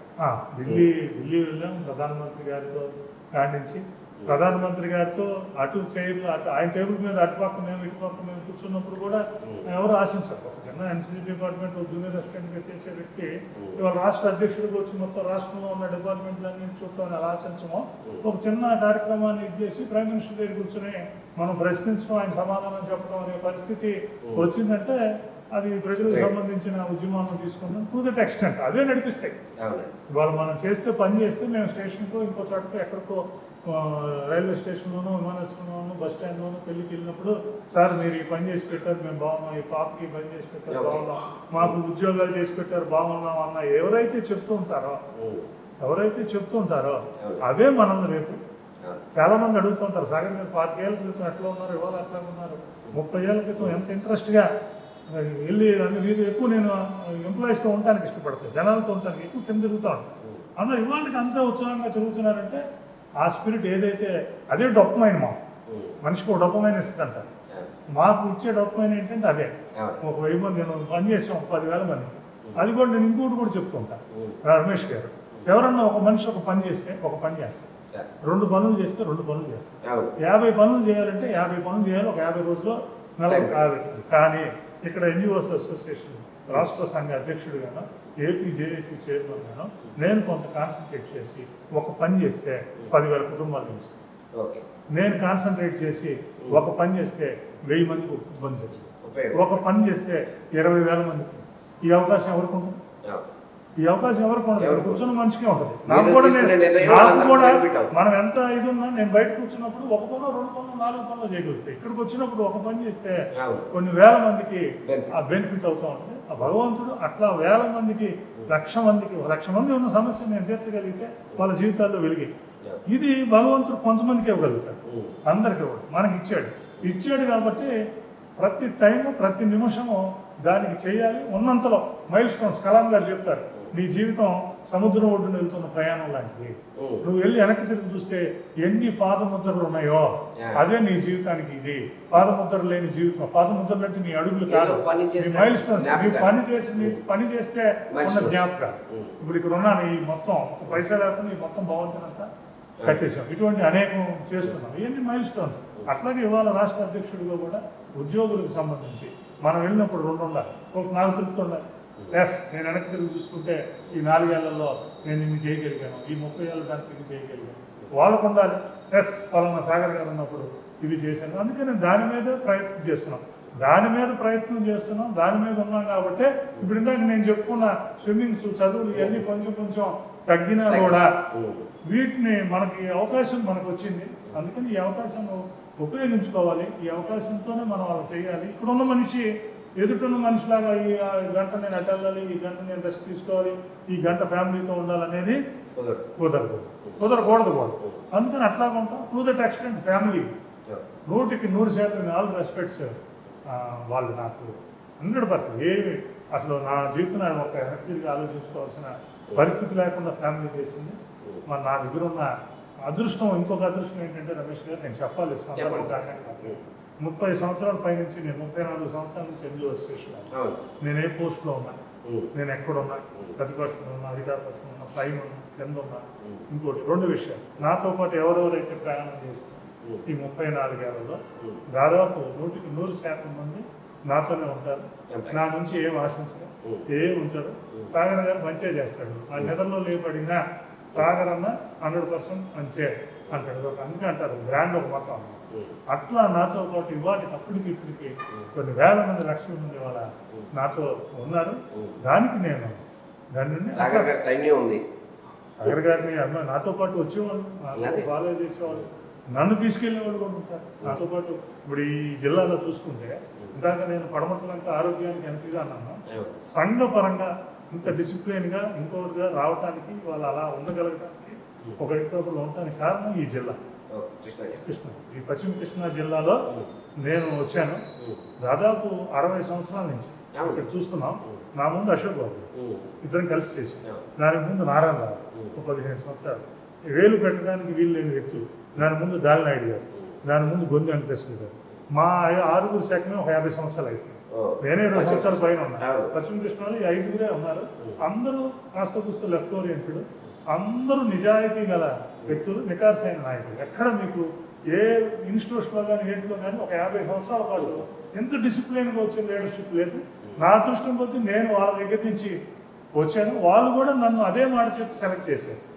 ఇక్కడ కనీసం అప్పుడు ఎన్జిఓ హోమ్స్లో కానీ ఇంట్లో క్లబ్బులు లాగా ఉంది. ఈ ఒక్క చోట మాత్రం 50 సంవత్సరాల నుంచి ప్యాకెట్ ఉండదు. ఈవెన్ చెప్పులు కూడా వేసుకుని లోపలికి రాదు. అంత ఈవెన్ మహిళా ఉద్యోగులు కూడా రాత్రి 10 వచ్చి కూర్చుని చర్చించుకున్నప్పుడు వెళ్ళే పరిస్థితిలో ఈ సంఘాన్ని ఉంచారు. సాగర్ వస్తే ఇంకో 20 సంవత్సరాల పాటు ఈ సంఘం ఇదే నిజాయితీతో సాగుతుందని వాళ్ళందరూ కోరుకున్నారు. అదే మాకు ఆ యూనివర్సిటీ నుంచి మేము వచ్చాం. ఇవాళ అదే మమ్మల్ని నడిపిస్తుందని చెప్పి నేను భావిస్తాను. ఇప్పుడు గతంలో ఏపీ ఎన్జిఓ అసోసియేషన్ అనేది రాష్ట్ర సమైక్యాంధ్ర ఉద్యమంలోనే గట్టిగా ఏర్పడింది. ఆ తర్వాత సాగర్ గారు రాష్ట్ర అధ్యక్షుడు అయిన తర్వాత మళ్ళీ ఏపీ ఎన్జిఓ అసోసియేషన్ అనేది కొంచెం బలంగా వస్తుంది. గ్రామీణ స్థాయిలో కానీ ఎంప్లాయీస్ కూడా వాళ్ళందరూ కూడా నేను ఏపీ ఎన్జిఓ నాయకుడిని అని గట్టిగా చెప్తున్నటువంటి పరిస్థితి కనపడుతుంది. వాళ్ళు అంత గట్టిగా చెప్పడానికి భరోసా సాగర్ గారు అంటారు. అంటే దాన్ని ఎట్లా క్రోడీకరించగలిగారు? ఒక విషయం చెప్తాను. ఏపీ ఎన్జిఓస్ అనేది 75 సంవత్సరాల క్రితం ఆంధ్రప్రదేశ్ రాష్ట్రంలో ఏ ఒక్క సంఘము, ఏ ఒక్క ఇన్స్టిట్యూషన్, ఏ ఒక్క ఆర్గనైజేషన్ అసలు సంఘం పెట్టచ్చు అనేది ఏ ఒక్క మనిషి ఆలోచించినప్పుడు పుట్టిన సంఘం ఏపీ ఎన్జిఓస్. ఇవాళ ఏ ఉద్యోగి ఇంటికి వెళ్ళి అర్థంలో చూసుకుని మనకున్న 100 ప్రివిలేజెస్లో చూస్తే 98 ప్రివిలేజెస్ ఏపీ ఎన్జిఓస్ తీసుకొచ్చినాయి. It's pan card organisation. మనం సమైక్యాంధ్ర, మన తరానికి సమైక్యాంధ్ర ఉద్యమంలో వాళ్ళు వచ్చారు కాబట్టి అది బిఆర్ఈ అని తెలుస్తుంది. కానీ అంతకుముందు జయాంధ్ర ఉద్యమం మొత్తం ఇక్కడ ఎన్జిఓ హోమ్స్లోనే స్టార్ట్ అయింది. జయాంధ్ర ఉద్యమం మొత్తాన్ని ఎన్జిఓ హోమ్లోనే స్టార్ట్ అయింది. ఎన్జిఓస్ నుంచే స్టార్ట్ అయింది. అక్కడ ముల్కీ రూల్స్ మీద దీని మీద తెలంగాణ ఎన్జిఓస్, ఆంధ్ర ఎన్జిఓస్ మధ్య వచ్చిన గొడవ జయాంధ్ర ఉద్యమానికి. అప్పుడు కూడా పూర్తిగా ఈ ఎన్జిఓ హోమ్, విజయవాడ ఎన్జిఓ హోమే సమైక్యాంధ్రకి ఈ విజయవాడ ఎన్జిఓ హోమ్ ఎట్లా సెంట్రల్ పాయింట్ అయిందో ఆ రోజు జయాంధ్ర దానికి కూడా అయింది. కానీ ఇప్పుడున్న 25-30 ఏళ్ళ జనరేషన్కి సమైక్యాంధ్ర ఉద్యమం తర్వాత మిగతా కార్యక్రమాలు ఉన్నాయి. ఎన్జిఓ అసోసియేషన్కి ఎప్పుడు మంచి లబ్ధ ప్రతిష్ఠులైన నాయకత్వం ఉండేది. మంచి రామయ్య గారు, కోనచంద్ర గారు, రామగడ్డ శ్రీరాములు గారు, మా పెద్దలు సుధాకర్ ప్రసాద్ గారు, మంచి లబ్ధ ప్రతిష్ఠులైన నాయకత్వం ఉండేది. తర్వాత అందరూ కూడా ఎన్జిఓ లీడర్ అని చెప్పుకోవడానికి గర్వపడే పరిస్థితి ఉంది. ఆఫీసులో కానీ బయట కానీ ఇంటికాడ కానీ ఉండదు. ఈ మధ్యకాలంలో ఎన్జిఓ లీడర్ అని చెప్పుకోవడానికి ఇబ్బంది పడే పరిస్థితులు కూడా చూసాం. గత ప్రభుత్వంలో ఒక 5 సంవత్సరాలు మనం మాట్లాడుకుంటే ఎన్జిఓ లీడర్లు అని చెప్పుకోవడానికి కూడా భయపడ్డ పరిస్థితి ఉంది. ఉంది. గతంలో ఉంది. ఎందుకంటే ఒక సందర్భంలో మీరు ఉద్యమం చేయడానికి కావచ్చు, లేకపోతే ఏదైనా ఒక యాజిటేషన్ చేయడానికి కూడా బయటకు వస్తే ఎక్కడ కేసులు పెడతారనేటటువంటి భయం కూడా ఉద్యోగుల్లో ఉంది. కేసులు పెడతారనే భయం ఉంది. అంత భయం ఉన్నా బీఆర్టీఎస్ ఉద్యమం మొత్తం నాగేపు చెప్పారు. నేను దాని స్ట్రాటజీ కానీ దాన్ని తీసుకెళ్తాం కానీ పొద్దున్న 8:30కి ఎవరు లేనప్పుడు బ్యారికేడ్స్ కొట్టుకుంటూ వెళ్తాం కానీ మొత్తం రాష్ట్ర నాయకత్వం అన్ని చేసి కూడా నాగేపు చెప్పింది. సాగర్ కాస్త ఉద్యమం ప్రస్థానంలో ఎక్కి అనుభవం ఉంది, విజయవాడలో ఉంటాడు. మొత్తం నేనే ఇచ్చేసాను, అది కూడా చేశాను.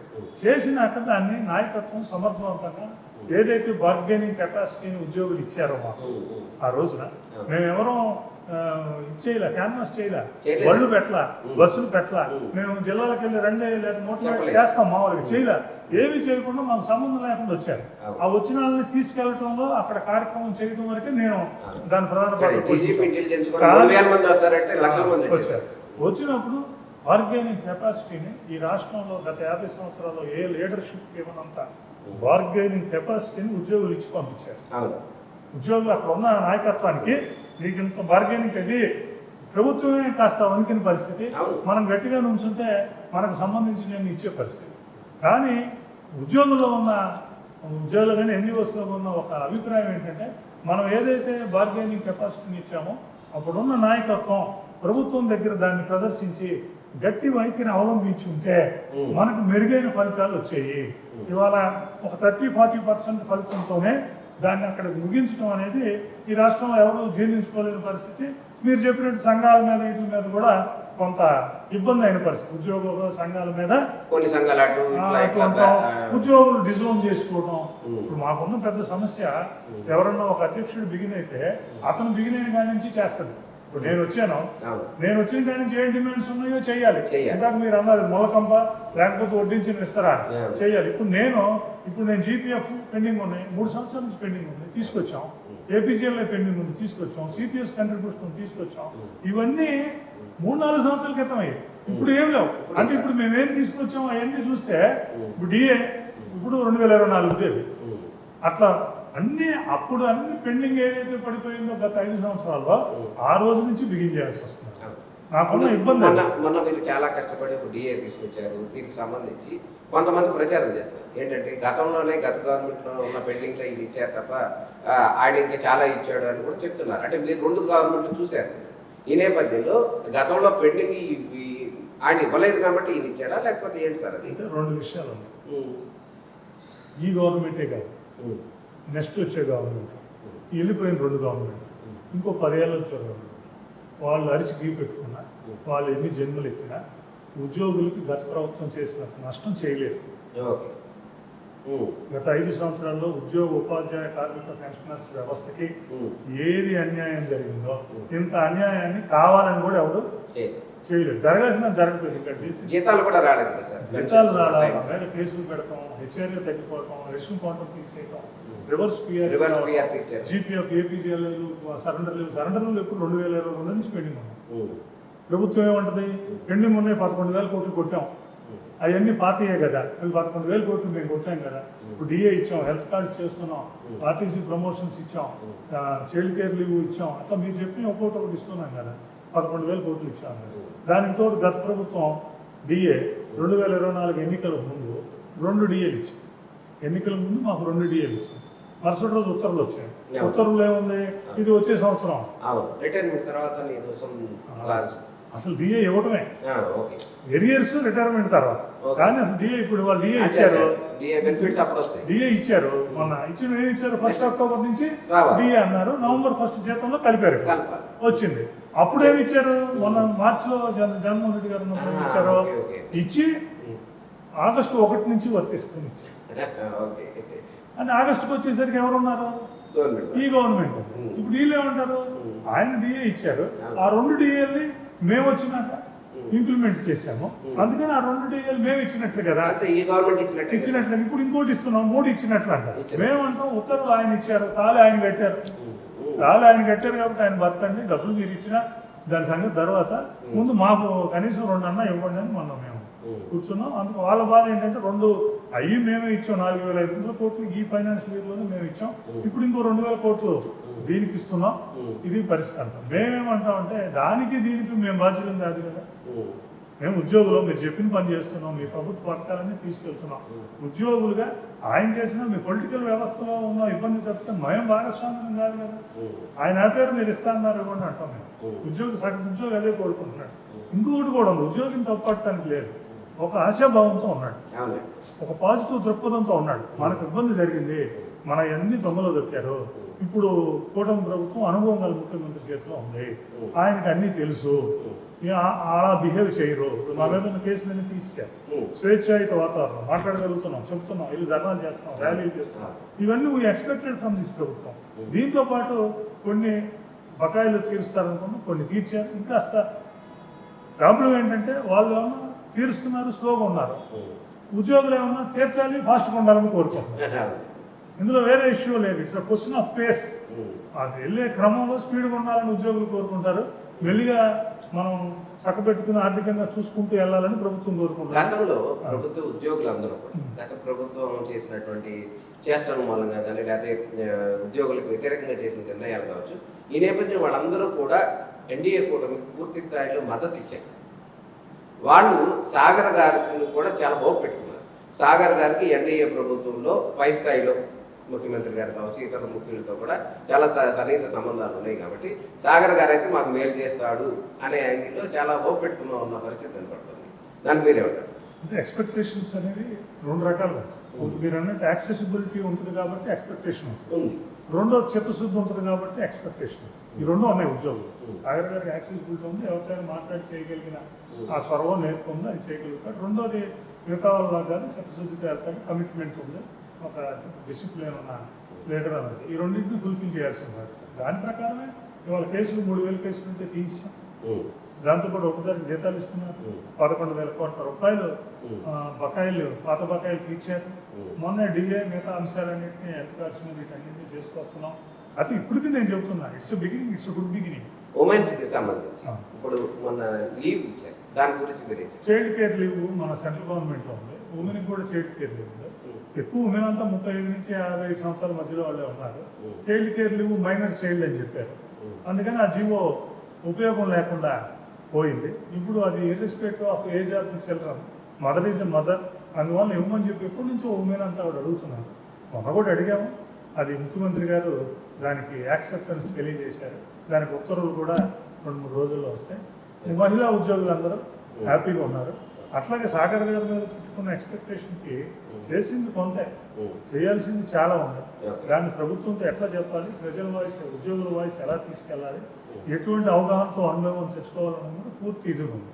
అట్ ది సేమ్ టైం ప్రభుత్వం పెడచేవని పెడితే, ప్రభుత్వం వినని పక్షంలో, ప్రభుత్వం రాని పక్షంలో, ప్రభుత్వం ముందుకు రాని పక్షంలో ఉన్నప్పుడు ఉద్యోగం ఏం కోరుకుంటాడంటే సాగర్ గారు వెళ్ళి ఏం తీసుకురావాలి, లేని పక్షంలో ఎండబట్టుకుని ఆందోళనకి ఉండాలి అని కోరుకుంటాడు ఉద్యోగి. నేను అందులకు ఇందులకు సంసిద్ధులు. ప్రభుత్వంలో ఇబ్బందులు అవగాహన చేసుకొని ఉద్యోగుల్లో ఉన్న అసంతృప్తిని, ఉద్యోగుల్లో ఉన్న కోరికను ప్రజలు ఆ ప్రభుత్వం ముందుకు, అధికారుల ముందుకు తీసుకెళ్ళి ఒకదాని మీద ఒకటి తీసుకురావడంలో నాకు ఎంత ఇది ఉందో అంతవరకు ప్రయత్నం చేస్తాను. ఒకవేళ అది రాని పక్షంలో, ప్రభుత్వం ఇవ్వని పక్షంలో, ఇటువంటి పక్షంలో మరి ఉద్యోగులందరి తరఫున కూడా ఒక కార్యక్రమం చేయాల్సిన వాడిని, నిలబడాల్సిన వాడిని నేను కాబట్టి నేను దానికి కూడా ఖచ్చితంగా నిలబడతాను. వాళ్ళ ఉద్యోగుల్లో కూడా, ఉద్యోగులైన, ఉపాధ్యాయులైన, పెన్షనర్లైనా అది పూర్తిగా ఇవాళ వాళ్ళలో ఉంది. సాగర్ గారు ఇబ్బంది లేకుండా తీసుకొస్తాడు, ఇబ్బంది అయితే నిలబడతాడు. నేను అందులకు ఇందులకు సంసిద్ధి. ఉద్యోగులకి ప్రభుత్వానికి వారధిగా సాగర్ గారు ఉన్నాడు. అవసరమైతే ఫైటర్గా కూడా మారతానంటారు ప్రభుత్వం చేయకపోతే ఉద్యోగులు. అంటే ఈ ఉద్యోగులకు సంబంధించిన ఇబ్బందులు ఏవైతే ఉన్నాయో వాటన్నింటినీ ప్రభుత్వం దగ్గరికి తీసుకెళ్ళి ప్రభుత్వానికి గట్టిగా ఇచ్చేసి తీసుకురావాల్సిన బాధ్యత నా మీద. అట్ ది సేమ్ టైం 5 సంవత్సరాల నుంచి అన్ని పెండింగ్ ఉన్నప్పుడు 5 సంవత్సరాలు ఉన్నాయన్నీ సాయంత్రానికి ఇచ్చేయమని చెప్పి రాష్ట్ర ప్రభుత్వం చూసుకో. అందుకని దాన్ని బ్యాలెన్స్ చేసుకుంటూ ప్రభుత్వం, ఈవెన్ ముఖ్యమంత్రి గారు కూడా అదే చెప్తున్నారు. ఇప్పుడు ఒక 1 year అయింది, మేమంతా సర్దుకుని వస్తున్నాం, ఇప్పుడు ఇంకో 1 year 3 monthsలో కాస్త కుదుట పడుతుంది, మీకు సంబంధించిన అన్నీ ఒకదానమాట ఒకటి దశల వారీగా చేసుకుంటూ వెళ్ళిపోతాను. సంవత్సరం తర్వాత మీకు పెద్దగా ఇబ్బంది ఏం లేకుండా చేస్తాను అంటున్నారు. ఆయన చెప్పింది వింటూ అలా చూస్తూ కూర్చున్నా ఇబ్బంది అవుతుంది ఉద్యోగులకి. అలానే ఉద్యోగులు చెప్పినట్లే మొత్తం సాయంత్రానికి ఇస్తావా చేస్తావా అన్న ఇబ్బంది అవుతుంది. ఈ రెండింటిని జాగ్రత్తగా తాల్మేలు చేసుకుంటూ ముందుకు వెళుతూ ఒక్కొక్కటి తెచ్చుకుంటూ ఏమైనప్పుడు అవసరం మనం కూడా అంతే క్లియర్గా చెప్పాము. డిఏ విషయంలో, హెల్త్ కార్డ్స్ విషయంలో, మిగతా అంశాల్లో స్పందించకపోతే రేపు కూడా పిఆర్సీ కమిటీ మా వెరీ ఇంపార్టెంట్ ఇది, ఆ బాధ్యత నా వదిలిపెట్టండి అన్నాడు. పిఆర్సీ కమిషనర్ వేయించాల్సిందే. చాలా ఇబ్బంది అయిన అంశం మాట్లాడు. ఇవాళకైతే రేపైనా ఇబ్బంది అయిన అంశమే. మరి ఇబ్బంది అయిన అంశాన్ని చేయించడం బట్టే నాయకత్వం ఉంటుంది. చేయించలేకపోతే వచ్చి దాని మీద రెండే ఉంటాయి, నాయకుడికి రెండు ఉంటాయి. ఒకటి చెప్పి చేయించుకోవటం, లేకపోతే ఉద్యమం. ప్రభుత్వం సక్సెస్ఫుల్ గా నడవాలంటే నడుస్తున్న ప్రక్రియలో ఉద్యోగుల పాత్ర అనేది కీలకమైనది. ఈ నేపథ్యంలో ప్రభుత్వానికి ఏపీఎన్జిఓ కానీ లేకపోతే మన ఉద్యోగ సంఘాలందరూ ఏ విధంగా సపోర్ట్ ఇస్తున్నారు ఎప్పుడు కూడా ప్రభుత్వానికి. ఎందుకంటే ప్రభుత్వం యొక్క పథకాలు కానీ ప్రభుత్వం యొక్క ఉద్దేశాలు కానీ ప్రజల దగ్గర తీసుకెళ్ళి ఒక ఉద్యోగులు ఉపాధ్యాయులు ఎవరైతే ఉద్యోగులు తుఫాన్ టైంలో కూడా మీరు స్టేట్మెంట్ ఇచ్చారు. తుఫాన్ టైంలో ఇవ్వటమే కాదు, మొన్న బుడమేరు వరదలు వచ్చినాం. మేము మొత్తం జేఏసీలో ఉన్న అన్ని సంఘాలను ముఖ్యమంత్రి గారి దగ్గర తీసుకెళ్ళి వన్ డే బేసిక్ పేజ్ ఈ రాష్ట్రంలో అందరూ 2 కోట్లు, 5 కోట్లు, 10 కోట్లు, 1,05,00,000 ఇచ్చారు. బట్ ఏపీఎన్జిఓస్ పక్షాన, ఏపీ జేఏసీ పక్షాన, ఉద్యోగుల పక్షాన ఇచ్చాం 139 కోట్ల రూపాయలు. ఆ రోజున వన్ డే బేసిక్ ఎంప్లాయీస్ ఇచ్చాం. ఎందుకంటే ప్రభుత్వం అలాగే నిన్న వైపరీత్యం వచ్చినప్పుడు కూడా ఉద్యోగులు అందరూ 2 బాధ్యతలు. ఉద్యోగులుగా నేను చెప్పేది ఏంటి, ఉద్యోగులుగా ఒక బాధ్యత ఉంటుంది. బాధ్యత ప్రకారం యంత్రాంగం కలెక్టర్ గారు ఏం చెప్తే యంత్రాంగం ఏం చెప్తే అది చేస్తారు. దాంతోపాటు రెండోది మనకు సహాయం, మానవతా దృక్పథం ఉంటుంది, సహాయం ఉంటుంది, సంఘం ఉంటుంది. సంఘపరంగా మన మానవతా దృక్పథంతో మనం అది బాధ్యత కన్నా ఎక్కువగా స్పందించాల్సిన పరిస్థితి, నిలబడాల్సిన పరిస్థితి ఇదేం చెప్పాం. వాళ్ళు చూస్తే ఉద్యోగులు, ఎలక్ట్రికల్ ఉద్యోగులు అనండి, మున్సిపల్ ఉద్యోగులు అవనండి, రాష్ట్ర ప్రభుత్వ ఉద్యోగులు అవనండి, ముఖ్యంగా గ్రామ సచివాలయ ఉద్యోగులు అవనండి, ఇవాళ రాత్రి మగలు పనిచేశారు. ఇవాళ ప్రభుత్వం ఎదుర్కొనేది ఇదివరకే గ్రామాల్లోకి వెళ్ళి చెప్పాలి, ఇంకోటి చేయాలి. వాళ్ళ గ్రామ సచివాలయం అందరూ కూడా వితిన్ 24 hours దాన్ని తీసుకెళ్లారు, మొత్తం చేసి వితిన్ 24 hours రిస్టోర్ చేశారు. మీరు చూడండి, విజయవాడ మొత్తం చుట్టుపక్కల దాంట్లో చెట్లు పడిపోయినా, వేరు పడిపోయినా 24 గంటలు ఏం కనపడాల. కారణం ఉద్యోగులే. అందుకని ఉద్యోగులు ఎప్పుడు కూడా ప్రభుత్వ వ్యవస్థలో భాగం. అందుకని ప్రభుత్వం చెప్పినట్టు మ్యాండేట్ ప్రభుత్వానికి అక్కడ ఉన్న పార్టీ ప్రజలు ఇచ్చారు. మ్యాండేట్ ప్రకారం వాళ్ళ నిర్ణయాలు తీసుకుంటారు. వాళ్ళ నిర్ణయాలు అమలు చేయాల్సిన బాధ్యత. వాళ్ళు మంచిగా అమలు చేస్తే మేము మంచిగా వస్తాం, వాళ్ళు చెడు నిర్ణయం అయితే చెడు వెళ్తాం. ఫైనల్ ఒక మాట, హెల్త్ కార్డ్స్ విషయంలో గతంలో అయితే సక్సెస్ఫుల్గా ఉండేది. తర్వాత ఈహెచ్ఎస్ మన హాస్పిటల్స్లో కానీ అవి సరిగా అవ్వట్లేదు. అదన్నా ఫుల్ఫిల్గా చేస్తారు సాగర్ గారు అనేటటువంటి హోప్ పెట్టుకున్నారు పరిస్థితి. డిఎల్ మీద, పిఆర్సీ మీద కోర్ ఐటమ్గా చాలా కోర్ ఐటమ్స్ ఉన్నాయి. అందులో నేను అత్యంతగా నన్ను ఎక్కువ మంది ఉద్యోగులు కోరుకుంటుంది, ఎక్కువ ఇబ్బంది కార్డు, హెల్త్ కార్డ్స్ గత 4-5 సంవత్సరాలుగా అస్సలు పనిచేయట్లేదు. ఇప్పుడు గవర్నమెంట్ వచ్చినా కూడా పనిచేయట్లేదు. హాస్పిటల్స్ రిజెక్ట్ చేస్తారు. వెళ్తే మీరు సొంత డబ్బులు పెట్టుకుని చేసుకోండి. ₹1,00,000 కట్టి మనం వైద్యం చేయించుకుంటే ఆ బిల్లు పెట్టుకుంటే సంవత్సరంన్నరకు వస్తుంది. ఆ సంవత్సరాల తర్వాత 30,000 వస్తుంది. 30,000 బిల్లు పెట్టుకుంటే ఇంకో సంవత్సరానికి ఇప్పుడు ఈ ప్రభుత్వం వచ్చినా కొంచెం పడుతున్నారు, ఆ 30,000 వస్తుంది. దీని నుంచి తప్పించమని ముఖ్యంగా పెన్షనర్స్ నన్ను ఎక్కువ ప్రేమిస్తారు. ఈ రాష్ట్రంలో పెన్షనర్స్ అంతా అప్పుడు ఈ ప్రభుత్వం ఉన్నప్పుడు అడిషనల్ క్వాంటమ్ ఆఫ్ పెన్షన్ కూడా 70-75 సంవత్సరాలు ఇప్పించాం. గత ప్రభుత్వం వాటిని ఇచ్చేసింది. ఇప్పుడు ముఖ్యమంత్రి గారు కూడా చెప్పారు పెన్షనర్స్ ఎక్కువ మంది ఉంటారు, మిగతా వాళ్ళు ఫ్యామిలీ మెంబర్స్ అంతా ఉన్నారు. అందుకని నేను దాన్ని ఒక కోర్ ఐటమ్గా తీసుకున్నాను. మన ముఖ్యమంత్రి గారితోనే ప్రకటన చేయించాం, ఒక కమిటీ వేస్తున్నాం. 60 రోజుల్లో ఆ కమిటీ దీన్ని ఇన్సూరెన్స్ కింద మార్చడానికి ఉన్న ఫీజిబిలిటీని కంపెనీలతో మాట్లాడి చెక్ చేయడం ఒకటి. అలాగే స్క్రూట్నీలో డిలేని చేయాలంటే డాక్టర్స్ని అపాయింట్ చేయాలి. 46 మంది డాక్టర్స్ని పోయిన నెల అపాయింట్ చేయించాం. అట్లాగే డిస్ట్రిక్ట్ హాస్పిటల్స్లో 50,000 వరకే స్క్రూట్నీ ఉంది, దాన్ని ₹1,00,000 చేయమన్నాం. 2017లోని ప్యాకేజ్ రేట్లే ఇవాళకి ఉన్నాయి. 2017లో ప్యాకేజ్ రేట్లే ఇవాళకి ఉన్నాయి. పెంచాలి కరోనా తర్వాత బ్యాగ్. అందుకే నీకు 1,00,000 పెట్టుకుంటూ 30,000 వస్తుంది ప్యాకేజ్ రేట్. అందుకే నేనేమంటాను, go to the root cause ఏదైతే ఉందో అక్కడికి వెళ్ళమంటాను. రూట్ కాజ్కి వెళ్ళాను నేను. రూట్ కాజ్కి వెళ్తే నాకు కనపడి నుంచి స్క్రూట్నీ లేట్ అవుతుంది. డాక్టర్లు 4 ఉన్నారు, 4 చేస్తే సంవత్సరం పడుతుంది. 50 మంది చేస్తే 2 నెలలు అయిపోతుంది, అప్డేట్ అయిపోతుంది. అక్కడి నుంచి 15 రోజులకి 20 రోజులకి వచ్చేస్తాయి. అది రెండోది జిల్లా హాస్పిటల్లో ఉన్న సీలింగ్ పెంచండి. రెండోది, మూడోది ప్యాకేజ్ రేట్స్ని ఇచ్చేయండి. 4వది డాక్టర్స్ పేమెంట్ జరగాలి హాస్పిటల్కి. మేము డబ్బులు కడుతున్నాం సంవత్సరానికి 140 కోట్లు. మేము ప్రభుత్వం చెబుతున్నాం మేము కట్టే డబ్బులు ట్రస్ట్కి ఇచ్చేయండి అంటున్నాం. ఇప్పుడు ప్రభుత్వం దగ్గర ఉంటుంది, ప్రభుత్వం రిలీజ్ చేయదు. అందుకని మేము కట్టే నెలన కడుతున్నాం కదా, మేము కట్టే డబ్బులు ట్రస్ట్కి ఇచ్చేయండి. ట్రస్ట్ హాస్పిటల్ పేమెంట్ జరిగిపోతుంది. అది కూడా ఫైనాన్స్ నుంచి ఉత్తర్వులు ఇచ్చారు.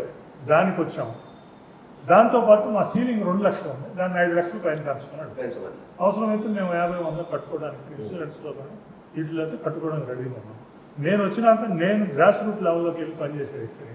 లోపలికి వెళ్ళాక నాకు ఈ సమస్యలు కనుక ఉన్నాయి. కాస్త కూర్చొని ఆర్టీసీ వాళ్ళకి కూడా రిటైర్ అయిన వాళ్ళకి లేదు, సిపిఎస్ ఉన్న వాళ్ళకి హెల్త్ కార్డు లేవు. వాటి మీద కూడా నిన్న జీవోలు ఇప్పించాం.